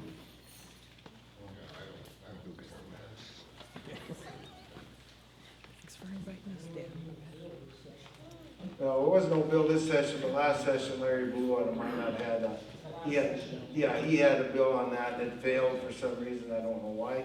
But this session we did have one to get rid of income tax or part of income tax, and that failed as well. The Senate killed that one, so I don't know why. But anytime, I never used to be for all these little carve-outs, and we did get Anita, I don't know if she's still here, but we did have one for daycares. Me and Jason Heitkamp, who's the senator out of the East District 26. We had a bill that would exempt daycares from property tax, and that passed. So I never used to be for the carve-outs, but you know what? If we don't start chipping away at these taxes, It's gonna have to take little bites, because I can tell you one thing, the only way to cut the spending is to cut the income. As long as there's money coming in, it's gonna get spent. If we can cut the income to the government, then we'll cut spending, so. If anybody has any other questions, I'll be happy to ask them. Go ahead, young man. What does mandatory COVID-19 vaccination stand in North Dakota right now? So we had Representative Ertelt out of Lisbon, he had a bill that would have outlawed any vaccine passports in North Dakota, but they killed that. So they came back because of pressure. Some of the people came back and tried to spike it onto an appropriations bill, and they did. It was successful, but it's really a watered down version. It doesn't hardly do anything. We pushed for a passport. We pushed to get rid of the emergency declaration too, and the governor did. We had a resolution ready to go for the last day, and the governor came out and announced right before that he was going to get rid of the emergency declaration. But the vaccine passport, we just could not get enough people in the House on board for that. I don't know why. It's simple. If you don't want to get the vaccine, you shouldn't have to get it.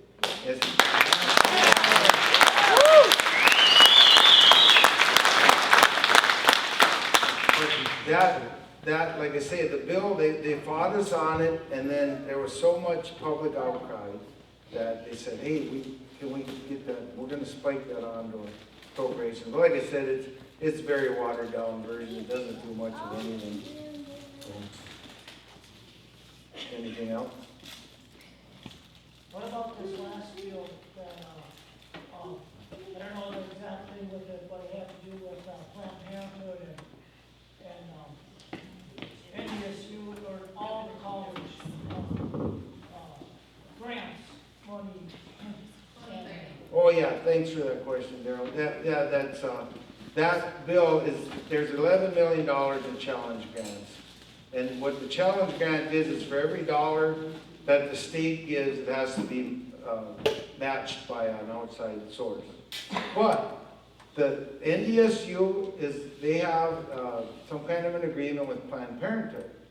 And so they've been warned that if you guys keep this up, because we're a pro-life state, we're not going to put up with this anymore. And so the movement was to say, okay, we're not going to give you this $11 million. And so then we don't know if the governor signed that bill yet. But what? Oh, he vetoed it this morning. So now maybe we'll have to go back in. I don't know, but there's a lot of people that are for cutting them off if they're going to keep pushing the Planned Parenthood. And I don't know if any of you folks have seen sex ed, the new sex ed books. It's pure pornography. I mean, they were passing them around up there at the Capitol. It's ridiculous. I would recommend anyone to look at those before you let your children see them, because they're bad, and they're all promoted by Planned Parenthood. So I don't know what their goal is here, but check it out before you let your school kids read it. I would definitely. So is there options available if you vetoed it? Like, you guys aren't in session anymore? Well, we'd have to be, we have 4 days left that the leader, what's called the majority leaders could call us in to override the veto. So it'd be a quick thing. We could go in for 1 day. The House would override, the Senate overrides, and then it's done. We just need 2/3 of the votes, which is 63 in the House and 32 in the Senate. We need 2/3, so then it'd be a done deal. And they wouldn't get the money then. That would be okay by me. So any other questions? Okay, well, thanks everyone for being here, and God bless you and your families, and thanks for everything.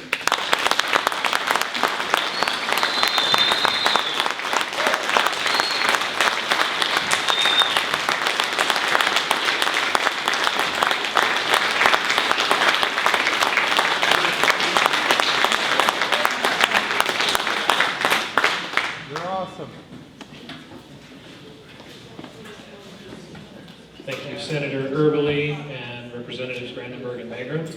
We appreciate your work in the legislature, and I know it was kind of a difficult one this year. with all of the COVID restrictions and everything. Do appreciate what you do for our district and standing up for the principles that we believe in. So, Bart Schott had just a couple things he wanted to say on a couple of bills. Was did you want to come up and say a few things or no? I'm not quite ready. Okay, not quite ready. Well, I guess the only other thing on our agenda is any unfinished or new business. I guess at this time we will open the floor if there's any new business to bring before this assembly. Mr. Chairman, may I make a motion for a resolution? Go ahead. Would you like a microphone?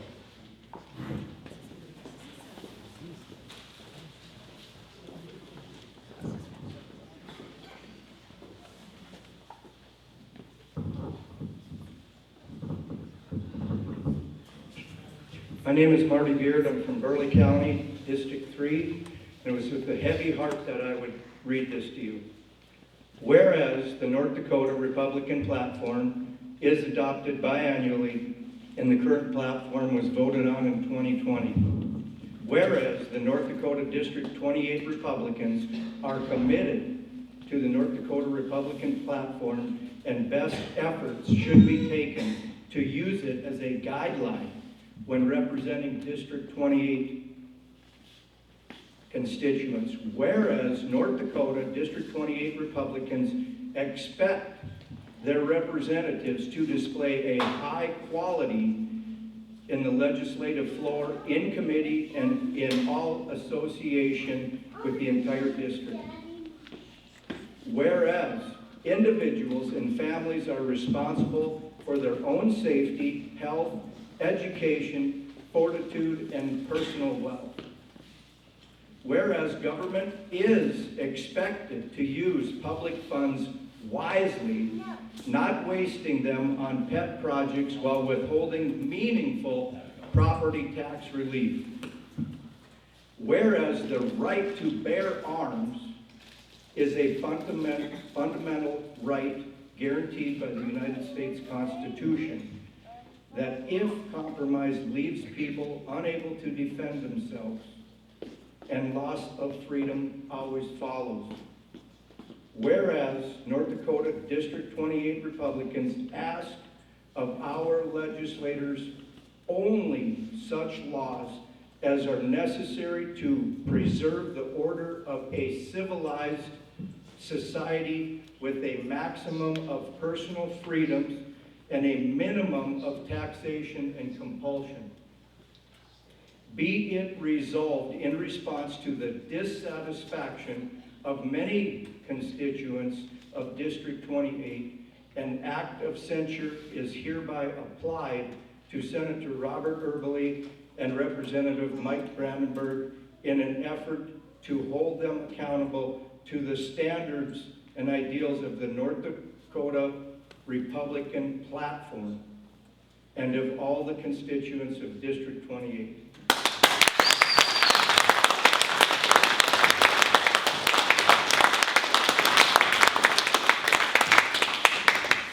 We have a motion on the floor. Is there a second? Second, Mr. Chairman. We have a second. Danberg. I would ask Marty, is there some specific action in mind that you propose this censure in relation to? Or is it a general voting record? General voting record, and that is based on the Republican platform of basically the voting record at 50% or lower is unacceptable for our platform. I agree.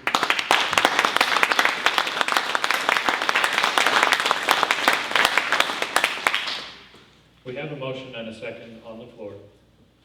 I would like to give Senator Erbely and Representative Brandenburg the option to say a few words in defense of their record, if they would like to. Mr. Chairman, I have people here that would like to speak for me, and I'd ask that you allow them to speak at this time. We will take discussion on this. All right, I'd This time I will open the floor for discussion on the motion in question. I use the podium. Certainly.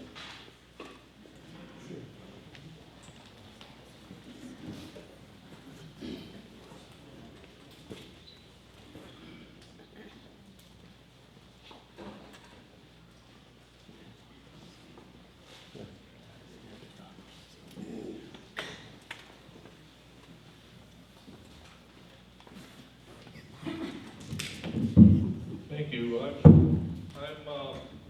going to go off a little bit of script, but I'm going to introduce myself first. My name is Bart Schott. I'm from Cullen, North Dakota, and I farm and grow corn, soybeans, wheat, and barley. And my wife is here with me almost 44 years, so it took quite a bit of talking to get her to come to these. She's not real politically active, but she's here, so I'm glad. We have 3 sons that we were blessed with, and of course now we have 12 grandkids that we're blessed with. So the whole idea, I wanted to just give you some background of who I am and what I'm doing, and the reason I'm up here is I'm chairman of the State Soil Conservation Committee, as well as vice chairman of the State FSA Board. And so I get to Bismarck to talk to legislators about bills. I get to do some, of course, online lobbying forum as a farmer and with the State Soil Conservation Committee. And so I got real familiar with some of these bills in this past session. And the other nice thing that they talked about is you could actually watch them on your computer. You know, so you didn't have to go to Bismarck and sit and wait. You could hear the bills being talked about. And the thing that I found real interesting was some of the bills that I was working on for the State Soil Conservation Committee and for corn growers. Of course, I was watching people vote and see how they voted on them. And I was really surprised on some of the bills that were introduced on behalf of the farmers of District 28 and the businessmen and the nursing homes and the schools. And I was real interested to see how our representatives voted. And that's what I'd like to talk to you about today, is how some of these guys voted on some of these really important bills. And so bear with me. I'm going to go to my script here so I don't get any of the words wrong. And so I'm just going to read some bills and how our legislators voted. You know, oftentimes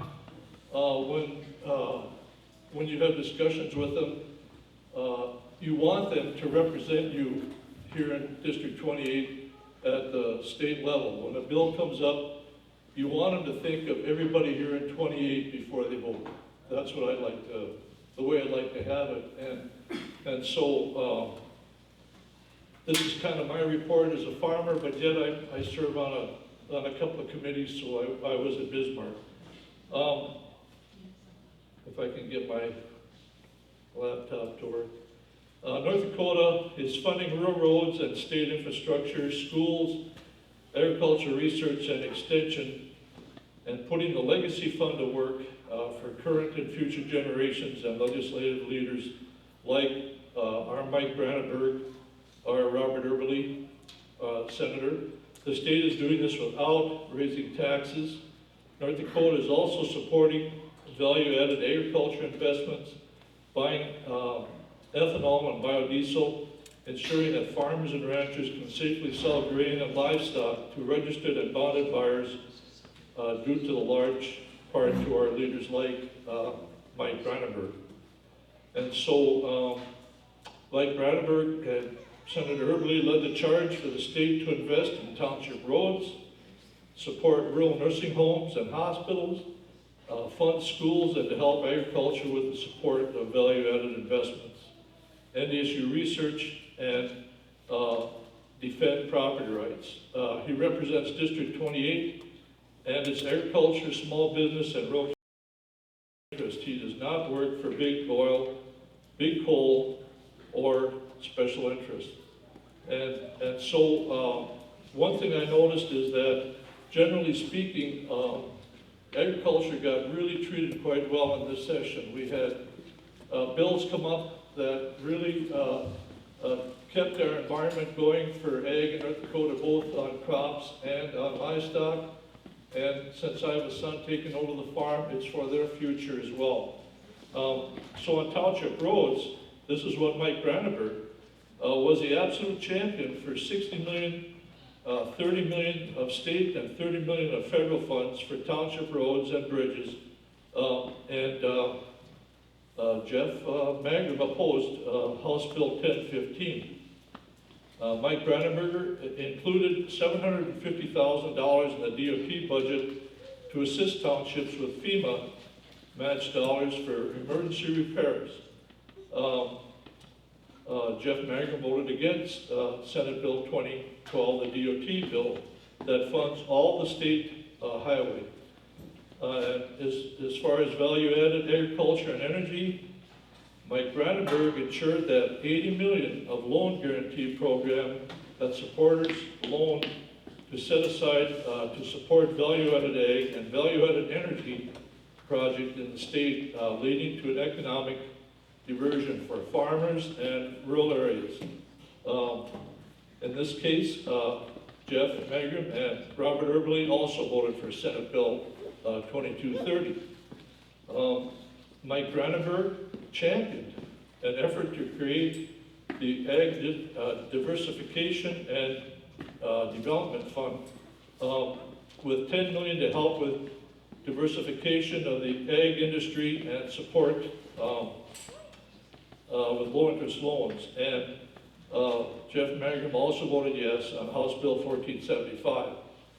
The expanded loan guarantee fund and the ag diversification fund will be used to support new ag product processing investments and add more value for crops like ethanol, fuel, industrial sanitizer, bio-based chemistry production, oilseed crushing, bio-based surfactants, and bio-renewable fuel, livestock finishing, and meat processing and rendering, livestock feeding, possession, and plant-based protein and pet food manufacturers.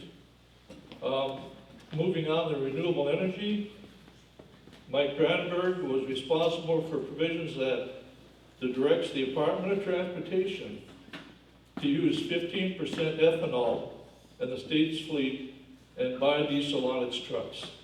He supports corn and soybean farmers who promoted the state supporting biofuels in its 2,000 cars and 500 trucks. Jeff Magrum opposed Senate Bill 2012. And you know, I just can't tell you how, as a corn farmer, what that meant to me, just to get that little thing in the Department of Transportation where they can use 15% ethanol. Investments. State support for K through 12 education will increase by 1% each year, $2.13 billion to support local schools, reducing pressure on property taxes. Mike Brandenburg ensure the state continues to support over 70% of the cost of education.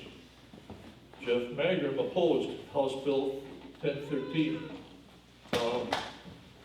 District 28, you guys probably know this, has 10 nursing homes that take care of retirees and employ folks throughout the region.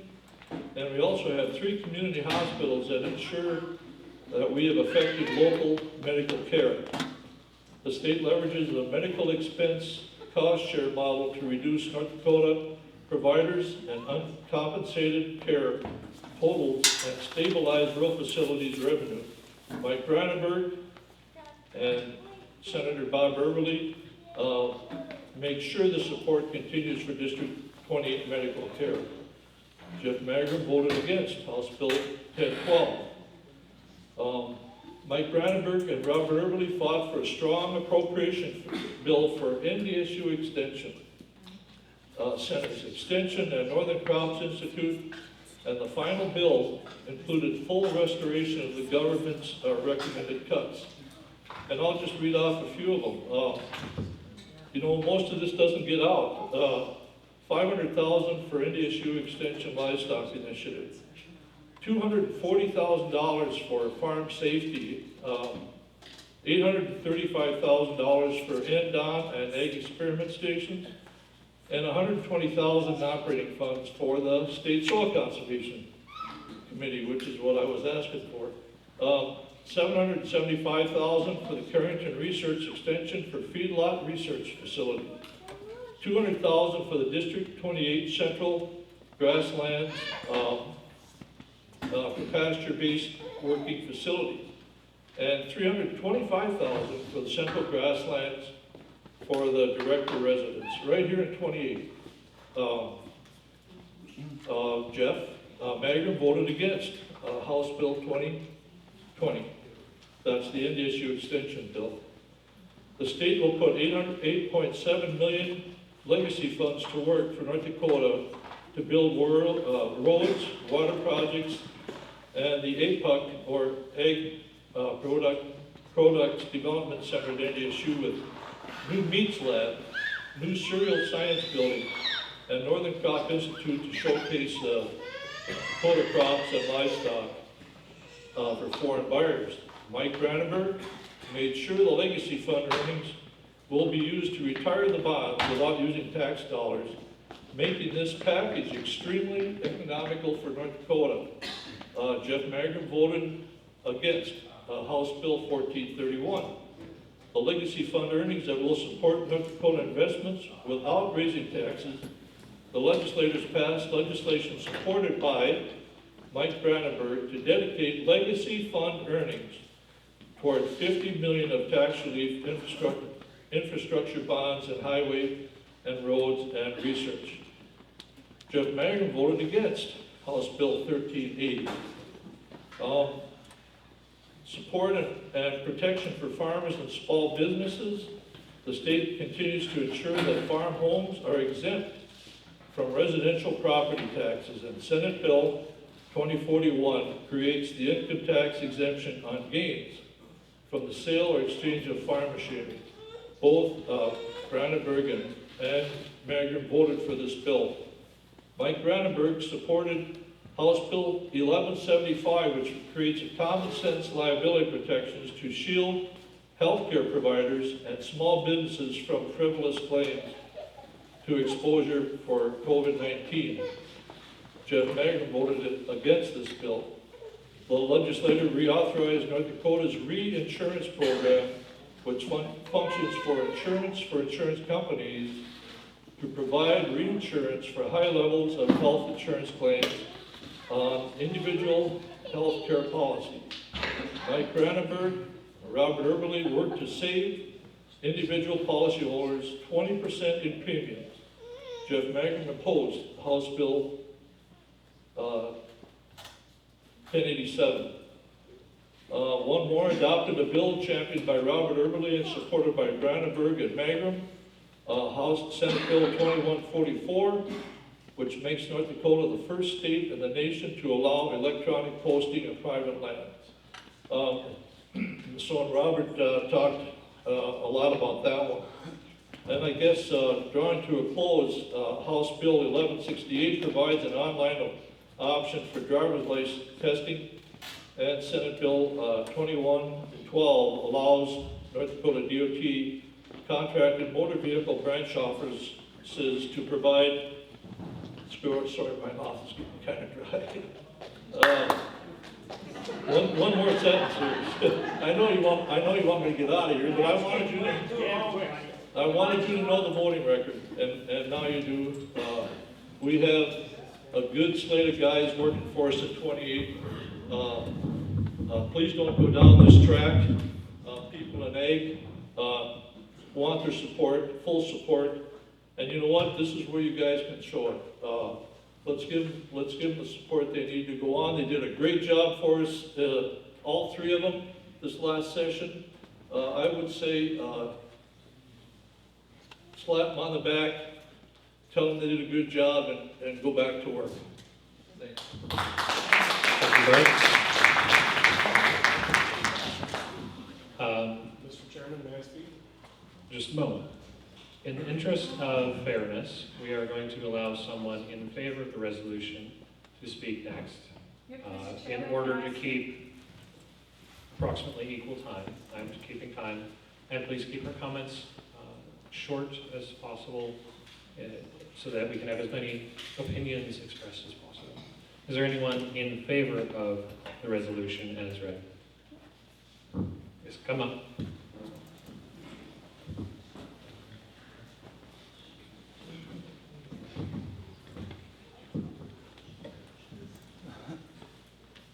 Hi, my name is Darcy Meyer, and I am the new person that's in McIntosh County for Precinct 6.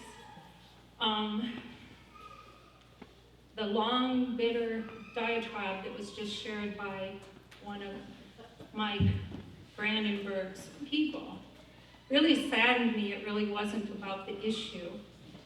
I didn't know that Mr. Magrum was on trial here.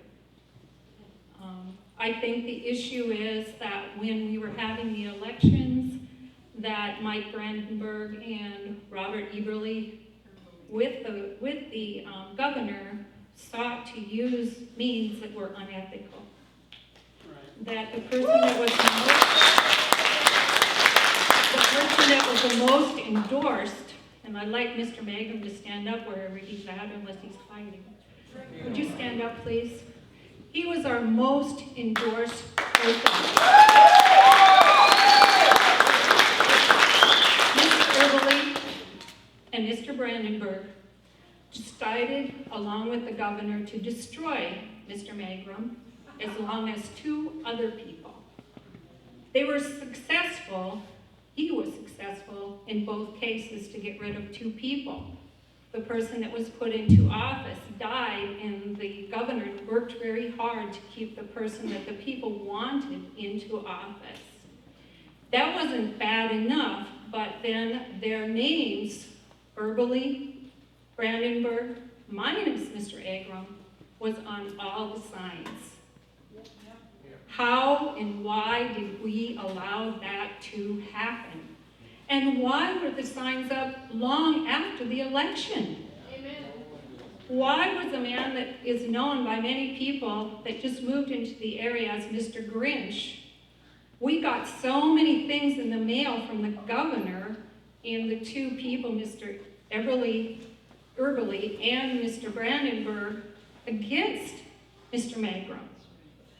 That really disappoints me. On top of that, if you looked at the voting records, the man that many people got rid of, Luke Simon, due to a Carla Rose Hansen, who has a 0 conservative voting record, she's orchestrated to get rid of Mr. Simon, who has 100% voting record for you. Why are we doing this? Why aren't we censoring? 7 other places did. What did everything that was just said by this gentleman up here, many of it was bitter diatribes against Mr. Magrum. Mr. Magrum isn't on trial. We are asking for censorship to protect. I'm an Air Force veteran. I'm an Air Force nurse that was willing to die for my patients as I transported them back and forth. We're fighting for the Constitution of the people, by the people, for the people. That's what we're here to stand for. That's why we want this censor, to knock some sense in people that aren't standing up for us. God bless you, thank you, and let's do the right thing.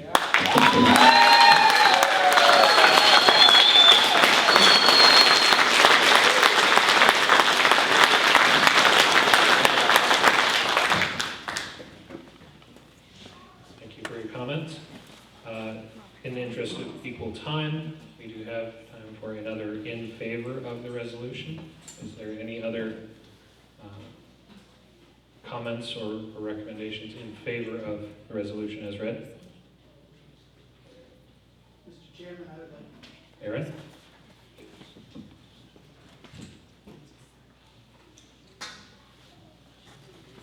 I guess start your timer. Yeah, you can start, it can take off.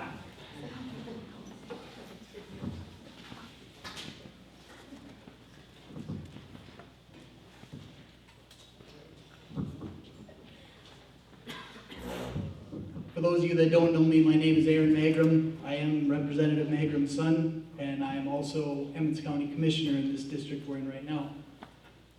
To say I'm in favor of the censure is probably not completely accurate. It really doesn't matter to me too much.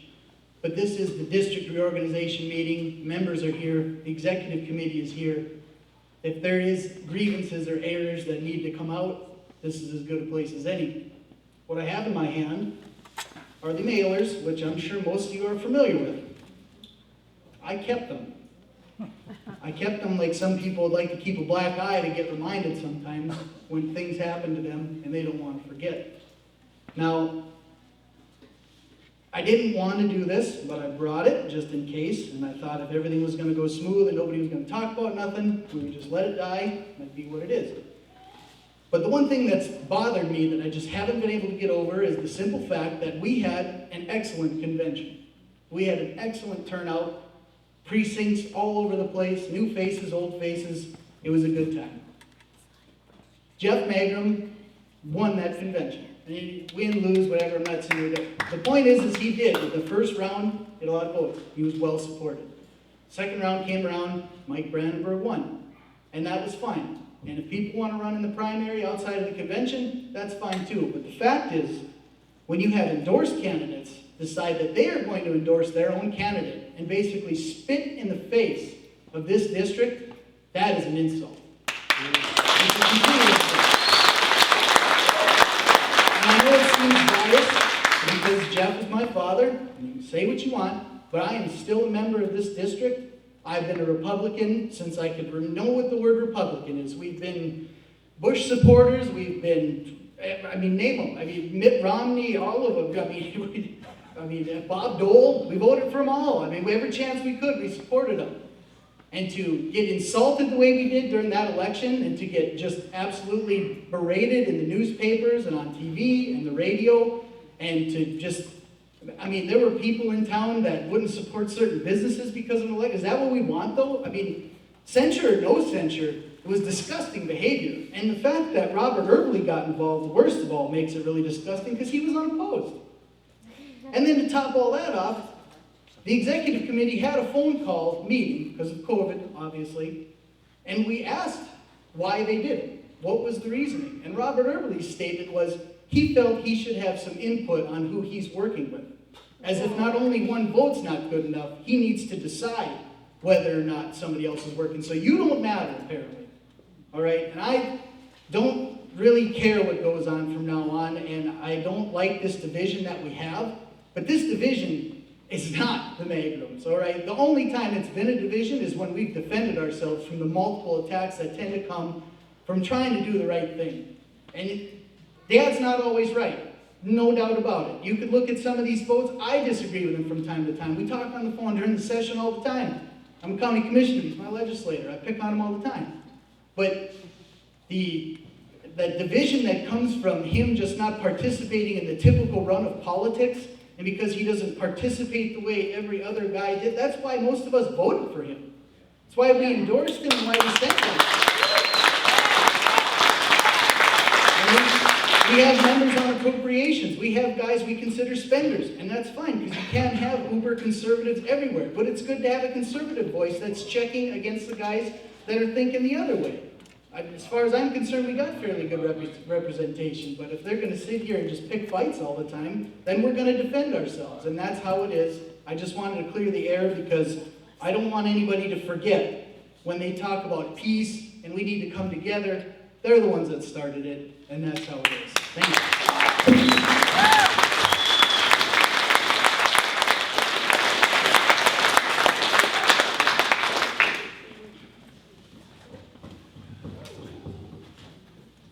Well, I appreciate the comments. I would remind everybody that the motion at hand is not about the battle between one faction of the district or the other. We have a motion on the floor to censure Senator Early and Representative Brandenburg on their voting record in general. I would prefer we keep our comments directed at that. With that, is there any more discussion against the resolution as proposed?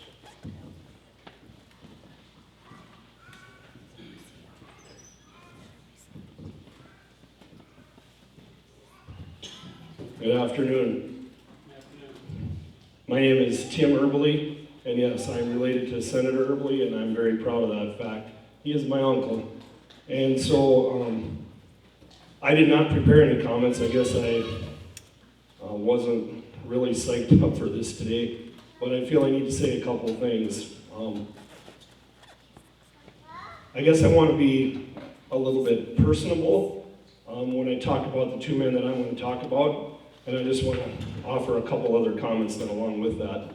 From a personal standpoint, my Uncle Robert helped me through, along with my Aunt Susan, one of the most horrible things a person could ever go through.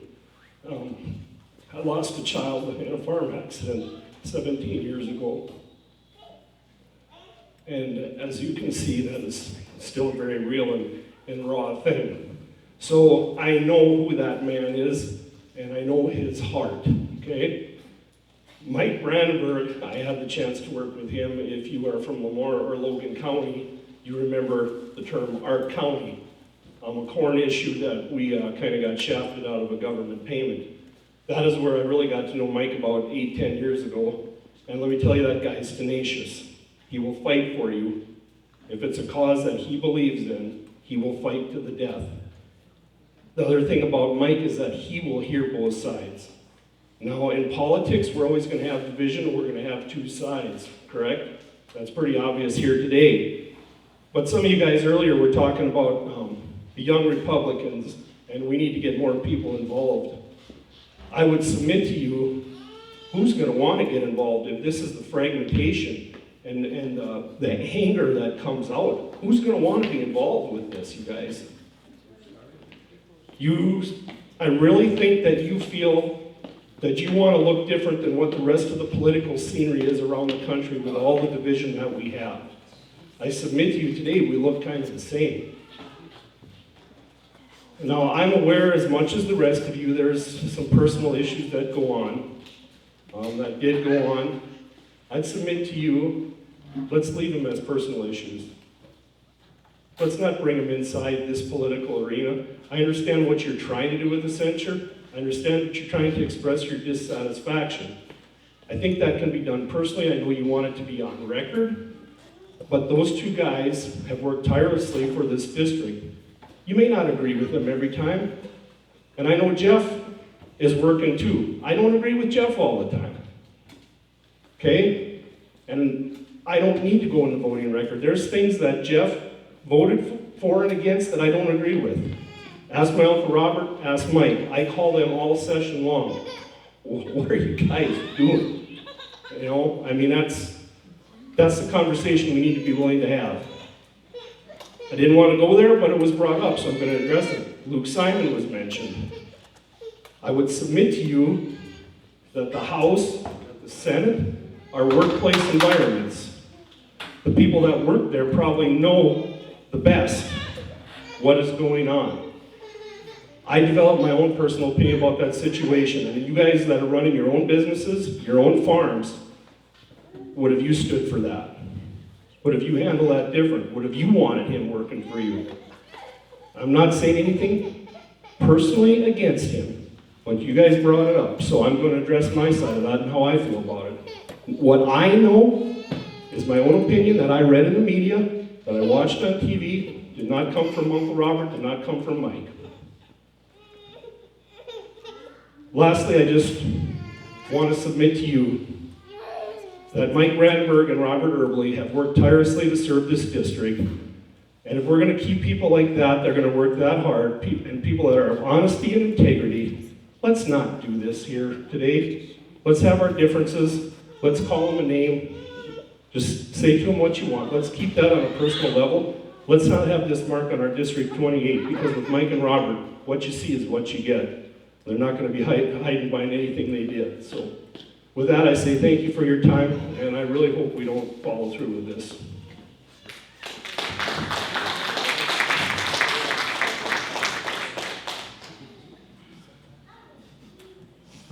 Thank you, Tim.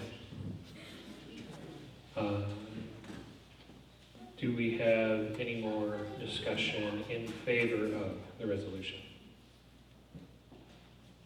Yes, come forward. Mr. Chairman, I was going to address the first person we're talking about representing us. How can a bill be presented in committee or whatever, and it is such an outcry that the people called in.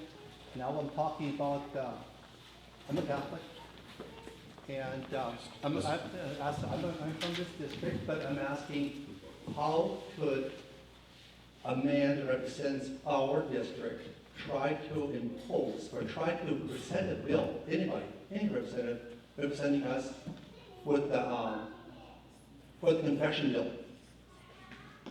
And then the people literally, there's such an outcry that never even made it in. So that, first of all, that was really not representing us as a district, I thought. Second of all, there was two things they mentioned. He said they're not really, nothing personal. But I agree with that. I know there's early, when he ran, he told me one night, he said, you know, when I was first running, he said, I voted for him. He said, you know, I have had no health insurance. Now I get health insurance. I will agree, he's got good hearts.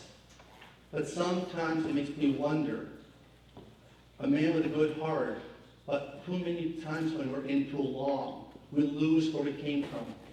And that's what we gotta ask for. And I hear a lot of this, look what we did for farmers, look what we brought back to you. I don't personally go to programs, I don't get it, which I don't care. But the point is, where's this money coming from that we're always saying, 60-some million here, 60-some million here, where's it coming from? The federal guy. Where's the federal government gonna get it from? Our kids. So I'm not impressed when people say, I got 60 million for you and 60 million for you guys. Really? That's okay, whoever needs it, but I'm asking, let's get back to, like I said, let's keep the personal things aside, but then why do we have to have this personal, and we're supposed to be professional? Well, like you said, who would put posters out with 3 names, some we don't even endorse? But then we say, well, let's not talk personal things, let's not tear us apart. So we're almost like confusing the whole thing. Let's have honesty. And if you want to be personal, let's, you know, I really appreciate your honesty about your son. I don't know what it's like to have your child. I feel sorry for you. I don't never have to know. No, I just saw my condolences with you. But I said, but the thing is, when we become into politics, we still have to have our morals intact and represent who we are representing. And I think, like I said, I think you all have good hearts, we all are. But we will be judged by our maker. And I think, but we all have to remember, when we get $1, we can't say, I'm gonna vote in because I got the $1. If he stole it from, like Robin Hood, where did he get it from? Well, it's probably helping me or my family, but someone's gonna pay for that. But then we hate this administration that's doing this, but at the same time, you go online, you see all these farmers getting all this money from the administration they're hating. So let's, like I said, let's be honest with ourselves, and let's get back to, like I said, a sincere people that will truly, that the people will want to follow, not because we're Republicans, but we're truly, partially Christian people that would care about our neighbors. And I thank you for your service, Mr. Early, and I'm saying thank all of you. But I think let's vote with our hearts and make decisions with our hearts, not with our lobbyists. Thank you.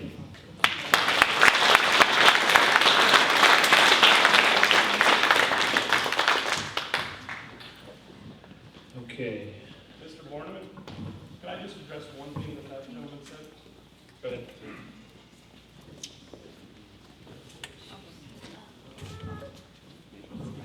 I promise I'll be brief and not emotional this time. I wear my heart on my sleeve, so I apologize for that, but it's a very real thing. I just want to address one thing that you said, okay, about the money. I sense that you're frustrated with the spending and whatever. One thing about this political process that I have learned, and in being involved in an organization that does some lobbying,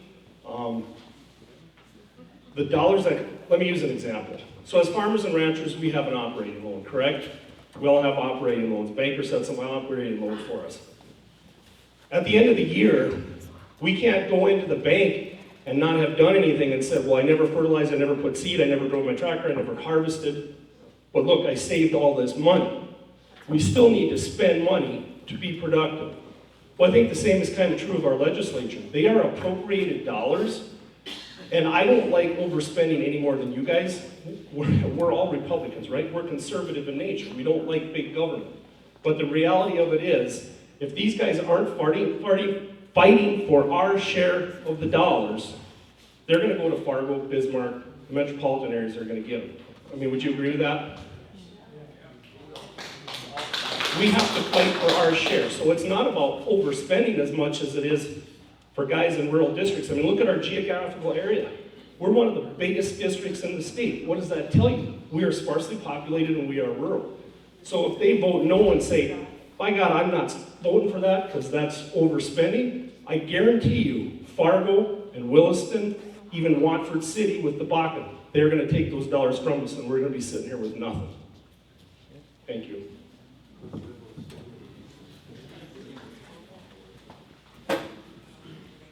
Okay, thank you for your comments. Is there any more discussion in favor of the resolution? I'd like to call the question. I appreciate the call. I think there's a little bit more to be said yet, and I'd prefer to wait on that, if you wouldn't mind. Yes.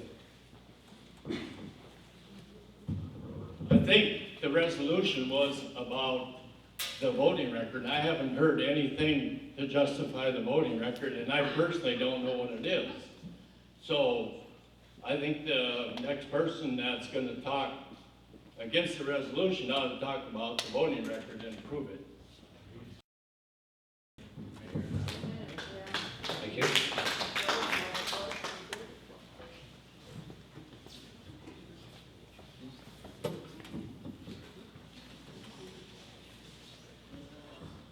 My name's Herb Grants. I'm going to be 86 years old. I've been to a lot of these meetings.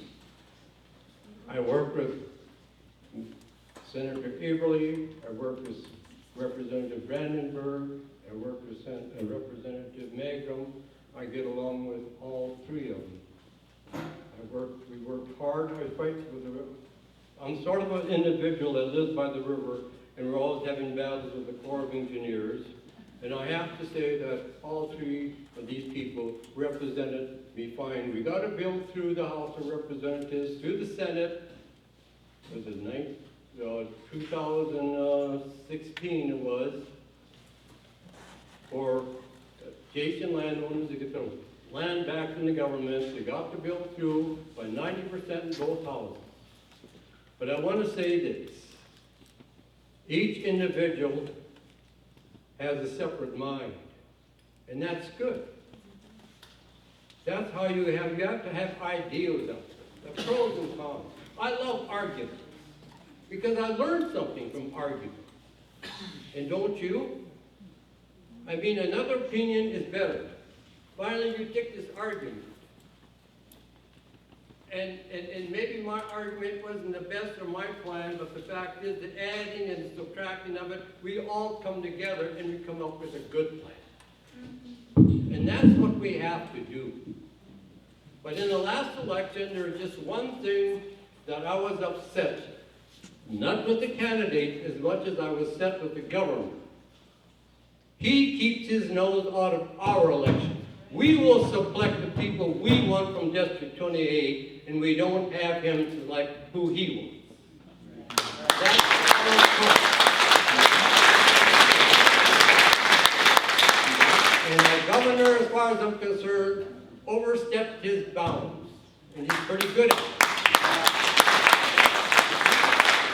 And I think we got to sit and just use basically common sense.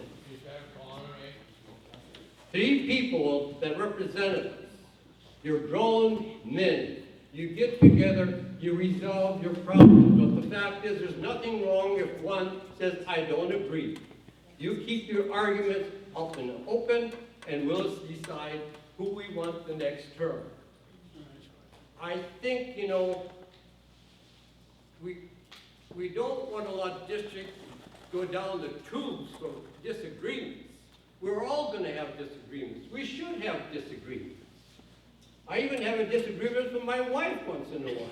Isn't that shocking?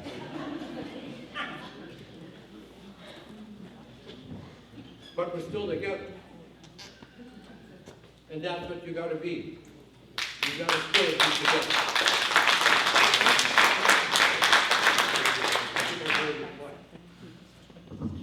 Thank you. We have a gentleman in the back. Could you run a mic back there? I'd like to share some thoughts as well. I would remind everybody that our district is, very large. Covers everything from Bismarck to rural Emmons County to Ellendale. And I am Don Moore. Yes. I spent 2 years in a North Dakota House and 12 years in the Senate. My last year in the Senate was 1991. Following that time, Representative Kretzbar was reapportioned into the same district with me. There was plainly no room in the same party for Bill Kretzbar and I. Ultimately, you denied him endorsement twice, and then he won the primary one, and then he lost another. So I can, now that Kretzbar does not represent me, I am free to come to meetings, and I will continue to do so. However, that's not the real reason I wanted to talk. I am very angry and bitter relative to the mailings which I received before the last primary. I received mailings from our governor. Why in the world did the governor want to get involved with the election in District 28? But he did. I called the governor's office. Well, I got a hold of his telephone number, his campaign committee. I left several messages.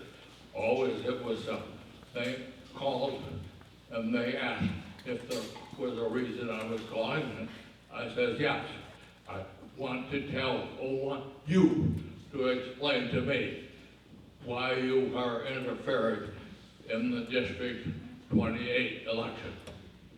Of course, I never got a call back. And then I probably wouldn't be here without that. But I also, in the mailing for the primary election, I got several mailings from Green Lake and Brandenburg. I found them quite offensive. I have one of them with me that I'm talking about. And it says, it lists 8 issues in which Jeff Magnum voted no, and the others voted yes. I did, you may remember, I sent a letter to the papers about it, from telling that I had still been in the legislature, I would have voted the same way. I'm gonna call in just one. They said Jeff Magnet was opposed to agriculture because he voted against the appropriation for the state mill and elevator. If I had the choice, I would sell the state mill and elevator. It has had a colorful history. Now I'm defended why Mike Brandenburg did not support the entire endorsed stick. You should have. If you ask for endorsement, you have an obligation to accept all endorsement, and you I'm going to go back to my own political history. I said I served one term in Scott House. I was elected in 1970, and I got reapportioned following the first election. And I got into a district with Sargent County. Sargent County is the east of Dickey County, and Sargent and District were the districts. Leroy Erickson for district, and Gene Lasky, a precinct committee from Oaks in Dickey County, just made a political deal to take the endorsements. And they did. You have to accept them. Now, I didn't run.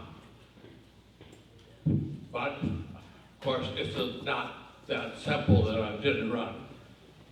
I probably couldn't have won the election anyway.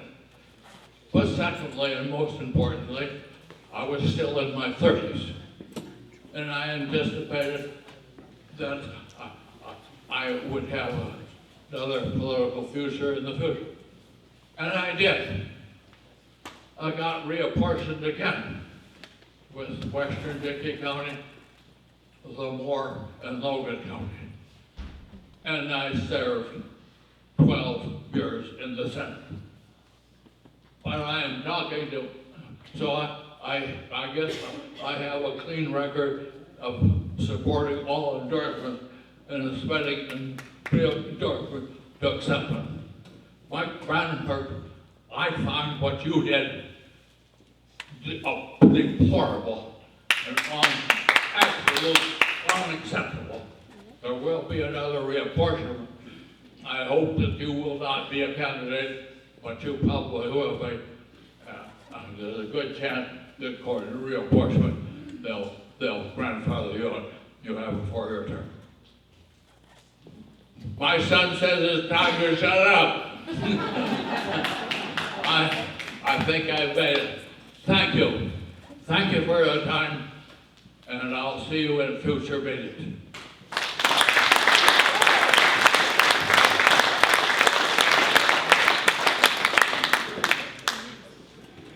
Thank you for your comments. Is there any more discussion against the resolution?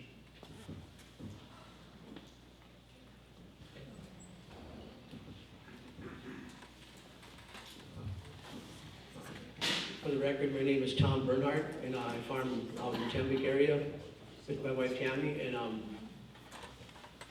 we have 3 fine people representing District 28. We are very fortunate to have someone like Senator Eberly and Representative Brandenburg on appropriations from our district. There's not a lot of districts that can say that. So to try to do something like this to divide,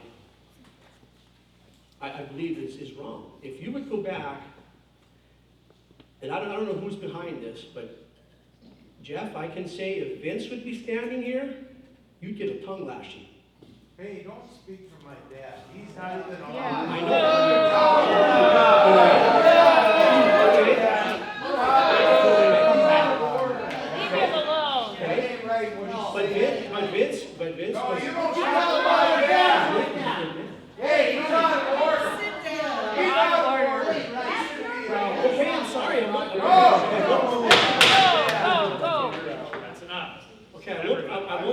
attacking his dad. No, I'm saying your dad was excellent.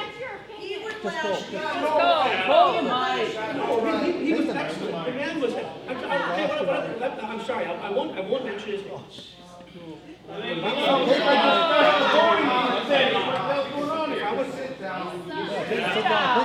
No, I just want to make a point about. Sit down. Sit down. No, I'm trying to do the opposite. Sit down. Okay, I just. Everybody has a chance to talk. My dad is not allowed Jeff. to defend himself. Stop. He has no rights to stand talk about my dad. No, I'm not talking. Your dad was a very respectable, your dad was a very respectable man in District 28. So what I'm getting at, what I'm getting at is if Representative, or was it Senator Naden and Kretschmeyer and these guys would see what we're doing here today, they would be shocked. That's what I'm getting at. They would like us to be unified. They'd like us to be unified. No. No, they would like us to all be unified, because the reason for the reorganization thing here is that in case someone would be running on the Democratic ticket, so we could run a viable candidate, so that doesn't happen, so we can keep our voices there. We're supposed to be unified. Don't you think? And I what happened with Brandenburg and Everly when they went against Becker? Yes. Okay. Yeah. Yes. Okay, if I can say something about that, if you guys can all remember the time over at Wishick when we had an endorsing convention, the endorsed candidates were Michael Brandenburg and Bart Schott. After many votes, and Jeff, you remember that. Everybody. Yeah. Because Bart Schott. Where are you getting it? Because Bart Schott was endorsed, and so was Michael Brandenburg. Those were the two endorsed candidates that time. You're a troublemaker, you know that? Then Jeff ran. Those two were endorsed, and then Jeff ran. So what you're saying is... So did Granite. You can do that. Yeah, I know, but I'm pointing out the fact that, I don't know what year that was, and maybe Bart can help me out, but Bart was the endorsed candidate, and so was Michael. And then Jeff, and so did Mr. Kretschmeyer, they all three threw their name in the hat. I don't know if you guys remember that, but that happened. So what I'm getting at, Mr. Schmidt, is we're talking about following the district's endorsing when Mr. Schott was endorsed and Mr. Brandenburg was endorsed at the convention. Mr. Kretschmeyer threw his name in the hat, and so did Jeff, and that's the time when Jeff won. So that's what happened. It happened. If they would have voted right to begin with, the first name on top was Jeff Magrum. That's right. And they should have put the rest down. Tom Bernhardt has the floor. But we did not know what to do that day, because it should have went over in 5 minutes, and it went for many hours. And a parliamentarian got up, I forget his name, and they said, of the three, we could never reach a majority. And that was fun to watch. And if I remember correctly, Andrew, you were there. They tallied the votes, and the person with the least amount of votes at that time was to bow out. And that's what happened. Right? And it was Jeff. And Jeff graciously bowed out at that time. So then, if they would have voted right, he was on top of the okay, I'm trying to make a point, but I'm going to give up. So, thank you. We cannot, a house divided cannot stand. You have to be united. Thank you. Thank you, Tom. Briefly, Tom, and I very well remember that convention as well. And we're not going to go into what I felt about that convention. Certainly, Jeff Magrum was not the endorsed candidate at that convention, and he ran in the primary afterwards. I don't believe anybody here has a problem with somebody running in the primary after they did not receive the endorsement. That is everybody's right to do. I believe what people are having an issue with is two of the endorsed candidates running against the third endorsed candidate, which is what happened in this election. And does not.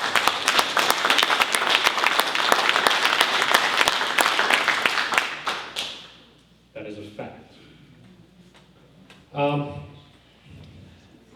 Okay. I know it's getting late. We'll try to keep our comments brief. Is there any more discussion for Oregon's? The bottom line to this is, there's two representatives and senators. They're supposed to be saying and doing what this district people want. Not what they want, not what he wants, not what she, it's all three. They need to do what the people want, not what they want. It's gotta be all three on the same level, bottom line, that's all it is, simply.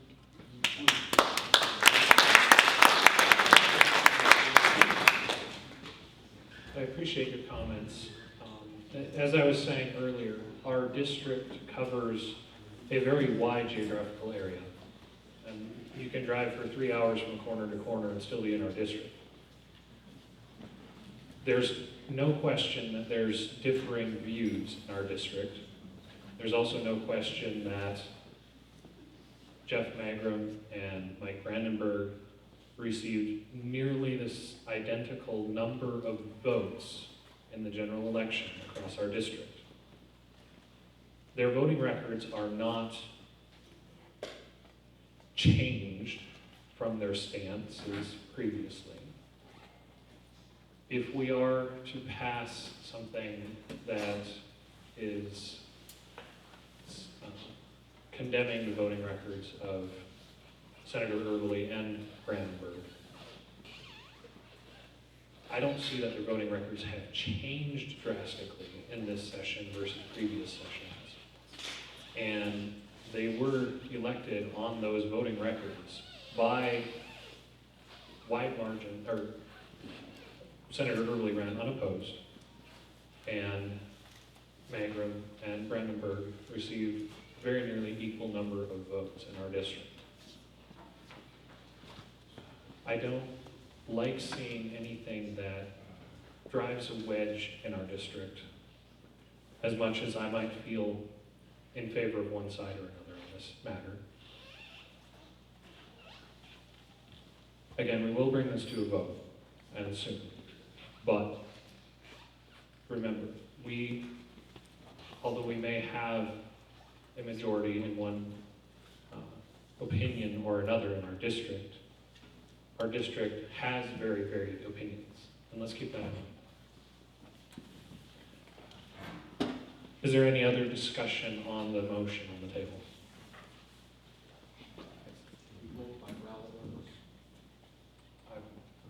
There's a request for vote by ballot. Due to that request and in the eyes of the chair, I do believe that would be the best course of action for this vote. Is there any other discussion? Yes.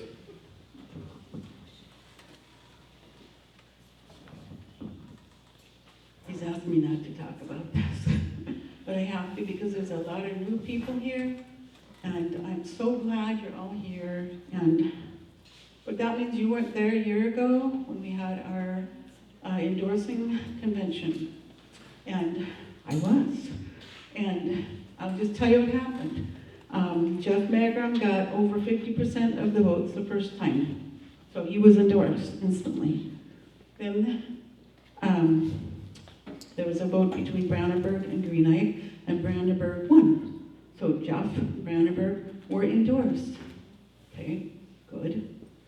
Then, in a matter of weeks, we see signs around saying Early, Brandenburg, and Greenite. Well, that's not who we endorsed. And they just kept growing and growing, and I kept getting more and more ticked because we picked Jeff and Mike. And then Erbley and Brandenburg were content to have on their signage, Erbley, Brandenburg, Green. They totally disregarded the wishes of our district. And that's why I'm voting for censorship.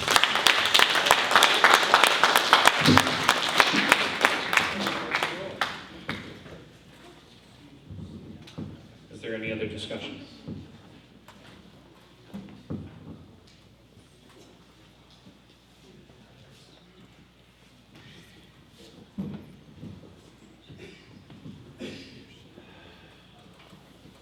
I had no intention of speaking, but for those who don't know me, I am a doctor and nurse practitioner in Ashley. I serve nursing homes, hospitals, units. You might know me if you know Phi Incorporated. My dad's Lyle Phi. Very, very great family I come from. This is embarrassing. You guys, I work at the federal level, state level, and now local level. This is my second year being involved with District 28. Think about what you're doing. You want a young Republican? I'm a young Republican. I don't want to be involved anymore with this stuff. I recommend two things. Number one, get involved. If you're passionate about something, go to these three, and I've worked with all three of them. I'm the president of the Nurse Practitioner Association. I am heavily involved in politics. They listen. All three of them listen. If you have an issue, take it to the Capitol. I go sit up there many, many, many days. Go and see for yourself what is going on up there. It will help you better understand why they don't and why they do things on both sides of the spectrum. Go online and look up voting records. End it there. Go and be an educated District 28 member and look at what all three of them are doing. All three of them.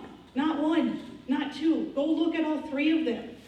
This is embarrassing. I have never seen something like this before, and as a young Republican, let's think of what you're doing today. What is the long-term outcome of what you're doing today? What good is this all going to do? In the end, when you look back 1 year from now, and when this gets out there on what happened in District 28, what is that going to make us all look like? What do you want the outcome of this to be? So as a young, educated voter of District 28, I encourage you to get more involved next year and next session and in the interim, and know firsthand, not from so-and-so, not from so-and-so, but know firsthand what goes on in North Dakota.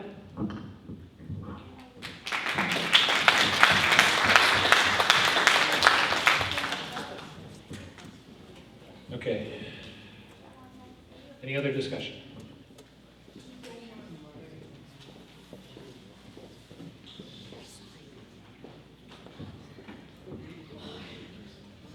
Since I don't have to say whereas anymore, I would just like to put one thing to everybody and have you think about it tonight.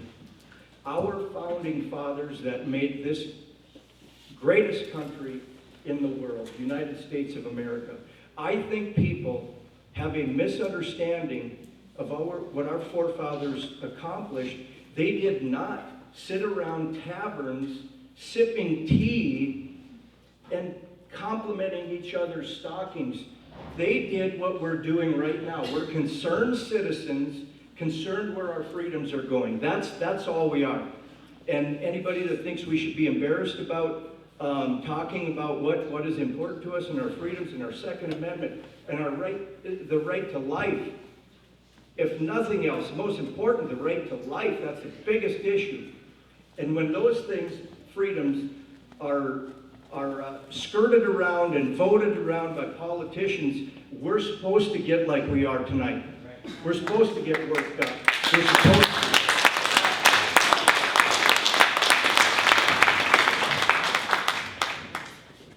Thank you. Is there any other discussion?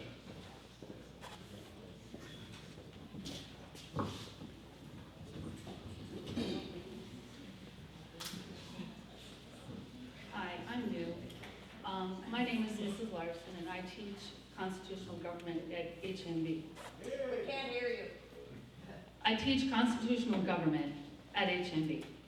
And I have a group of juniors and seniors who wrote letters to all three of the representatives in this district when the mask mandate happened. I'm trying to teach my students how to be proactive, to have a voice, to protect their freedom, to understand the fundamentals of government. Government comes from the people. The people have power. We have every right to express what we believe, and we can disagree in here, but the comments that I'm hearing that we should be embarrassed and we shouldn't do this and it's going to cause division and we should just go along to get along. I have spent the whole last year trying to teach my kids in the classroom to live courageously.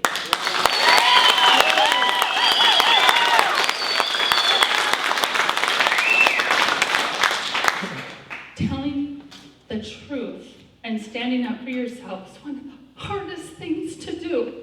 But when you know that it's right, and we need to be listened to, we are what makes up America. It's all of us.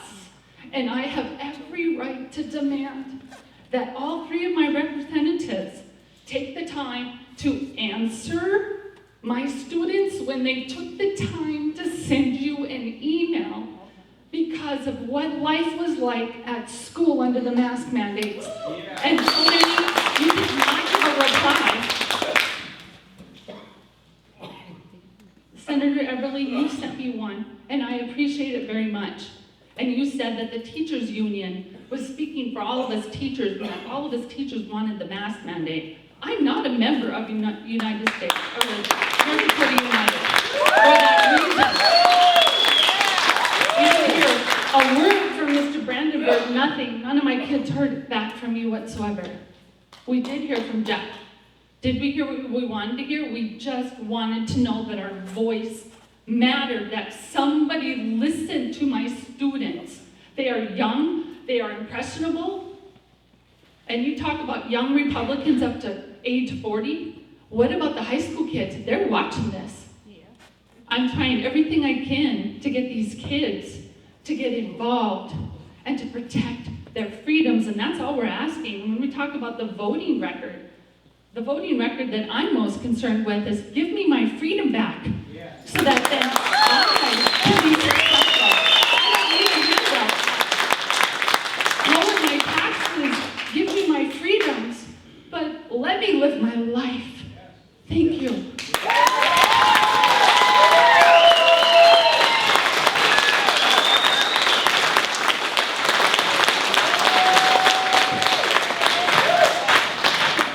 Order, please.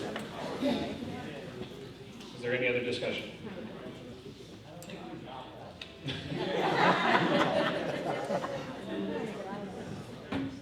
We have a motion to call the question. Is there a second? Yes, second. We have a motion to call the question. It's been seconded. All in favor of calling the question, signify by saying aye. Aye. All opposed? Motion carries. The question on the table is final passage of the resolution as presented by Mr. Beard. We will proceed to paper balloting on this. I think in the best interest of everybody, that is our best course ahead. Could we have each of the precinct committeemen count the number of persons in their precinct and then report up here for ballots?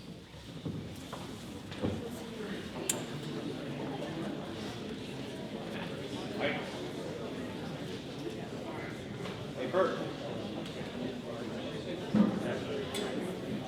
If I could get your attention, please. I had a request, just to be clear what we are doing.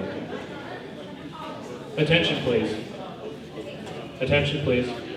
I had a request, just for people to know what censure is. So censure is not removal from office, it is not any formal or enforceable disciplinary action. It is simply a resolution saying we formally disapprove of the actions of, and in this case, the voting record of Senator Earbley, Representative Brandenburg, in general. It's simply a statement, a formal statement of disapproval. It does not have any binding effect on anything really, but it does issue a formal complaint. That's what censure is, if there is any question. So are we doing paper every individual, or you want us to come report to you per precinct? I will have the precinct chairman pass out the ballots to their precinct. And then I think in the interest of time, we'll have each precinct count their own vote totals and report their precinct totals in the interest of time, unless there's an objection to that. If there is an objection to having the precinct committeemen tally the votes, we will go for a full secret ballot and mix all the ballots together. Is there an objection to the precinct committeemen counting the votes? Yes means we're in favor, no means we're not in favor. Is that how we're voting? Yes means censure, no means no censure. Correct. The question on the table is whether to pass the resolution of censure as proposed by Mr. Beard. A yes vote is in favor of censure. A no vote is rejecting the censure. Is that clear? I really don't understand, like, are we voting to censure the voting record, or are we voting to censure the actions taken to include someone who wasn't put in by the district? The resolution as read is to censure Senator Earbley and Representative Brandenburg based on their general voting record. Okay, am I wrong, but I thought I heard a lot of other things? There were a lot of comments that were not directly relevant to that. Yes. I request all the ballots be counted together in the mix, please. Okay, we have a request to mix all the ballots together, which is in order, and as it protects the identity of persons specifically in small precincts. So we will have the precinct committeemen collect the ballots and bring them all to the front. Okay, thank you.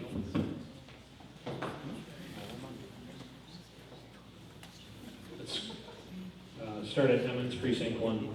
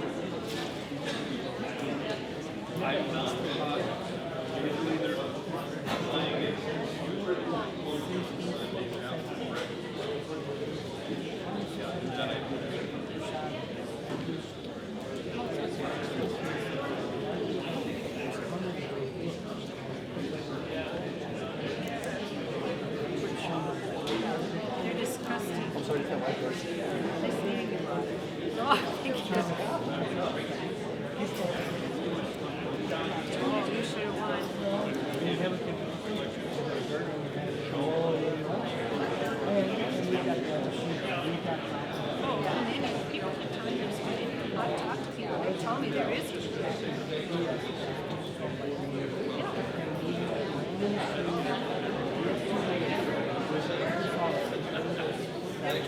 Yeah, and who's behind that? And Gates. And of course, Gates never visits me, but he just comes to this guy. Yeah, twice a month. It's a robot. He isn't really happy. You're not increasing. We all kind of.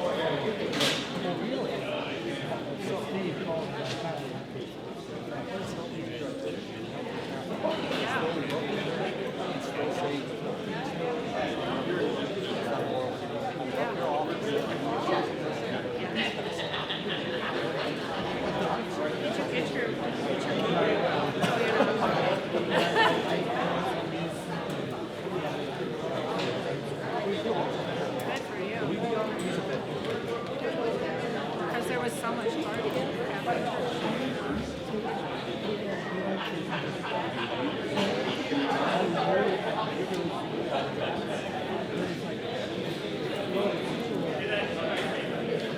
That's right.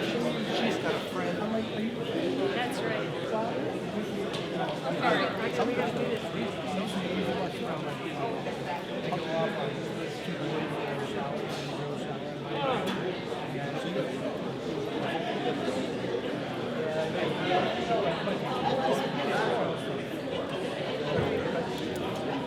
No, right name sound. Oh, can you put your name, sir?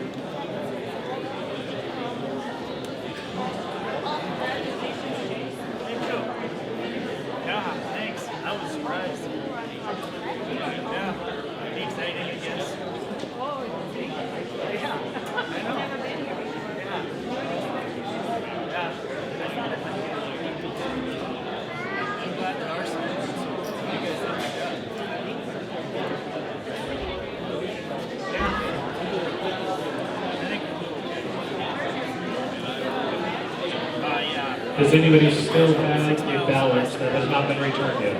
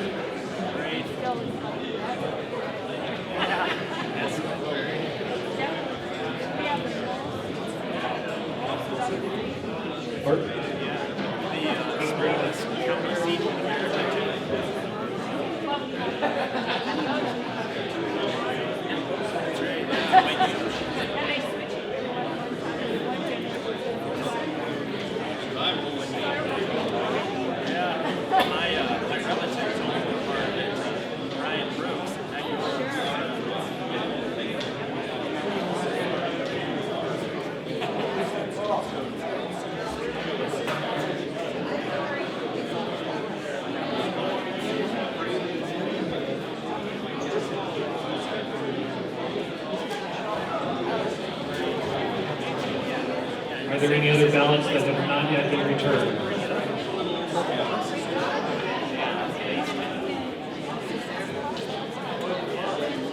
there any other ballots that have not been returned?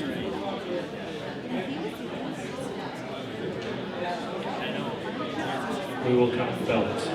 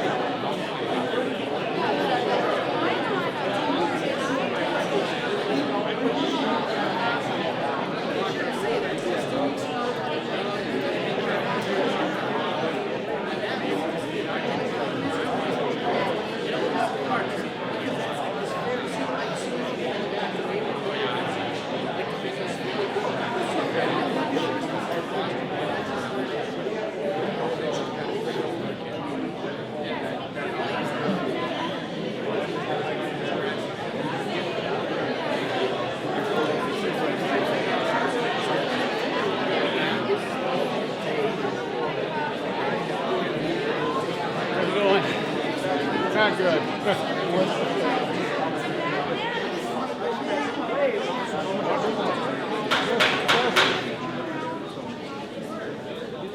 You can please come to order.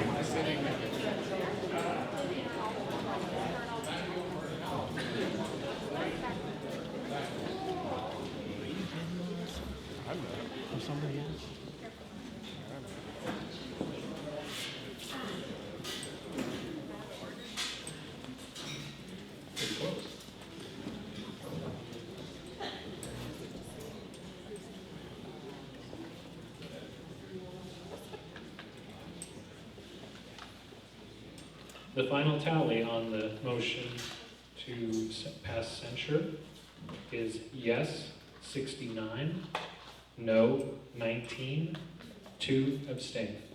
Motion carries.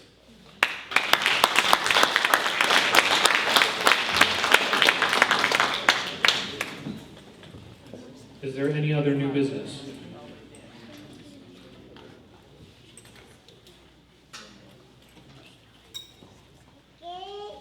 Any other new business? We have a motion to adjourn. Is there a second? We have a second, and a third second. All in favor signify by saying aye. Aye. All opposed? Motion carries. We stand adjourned.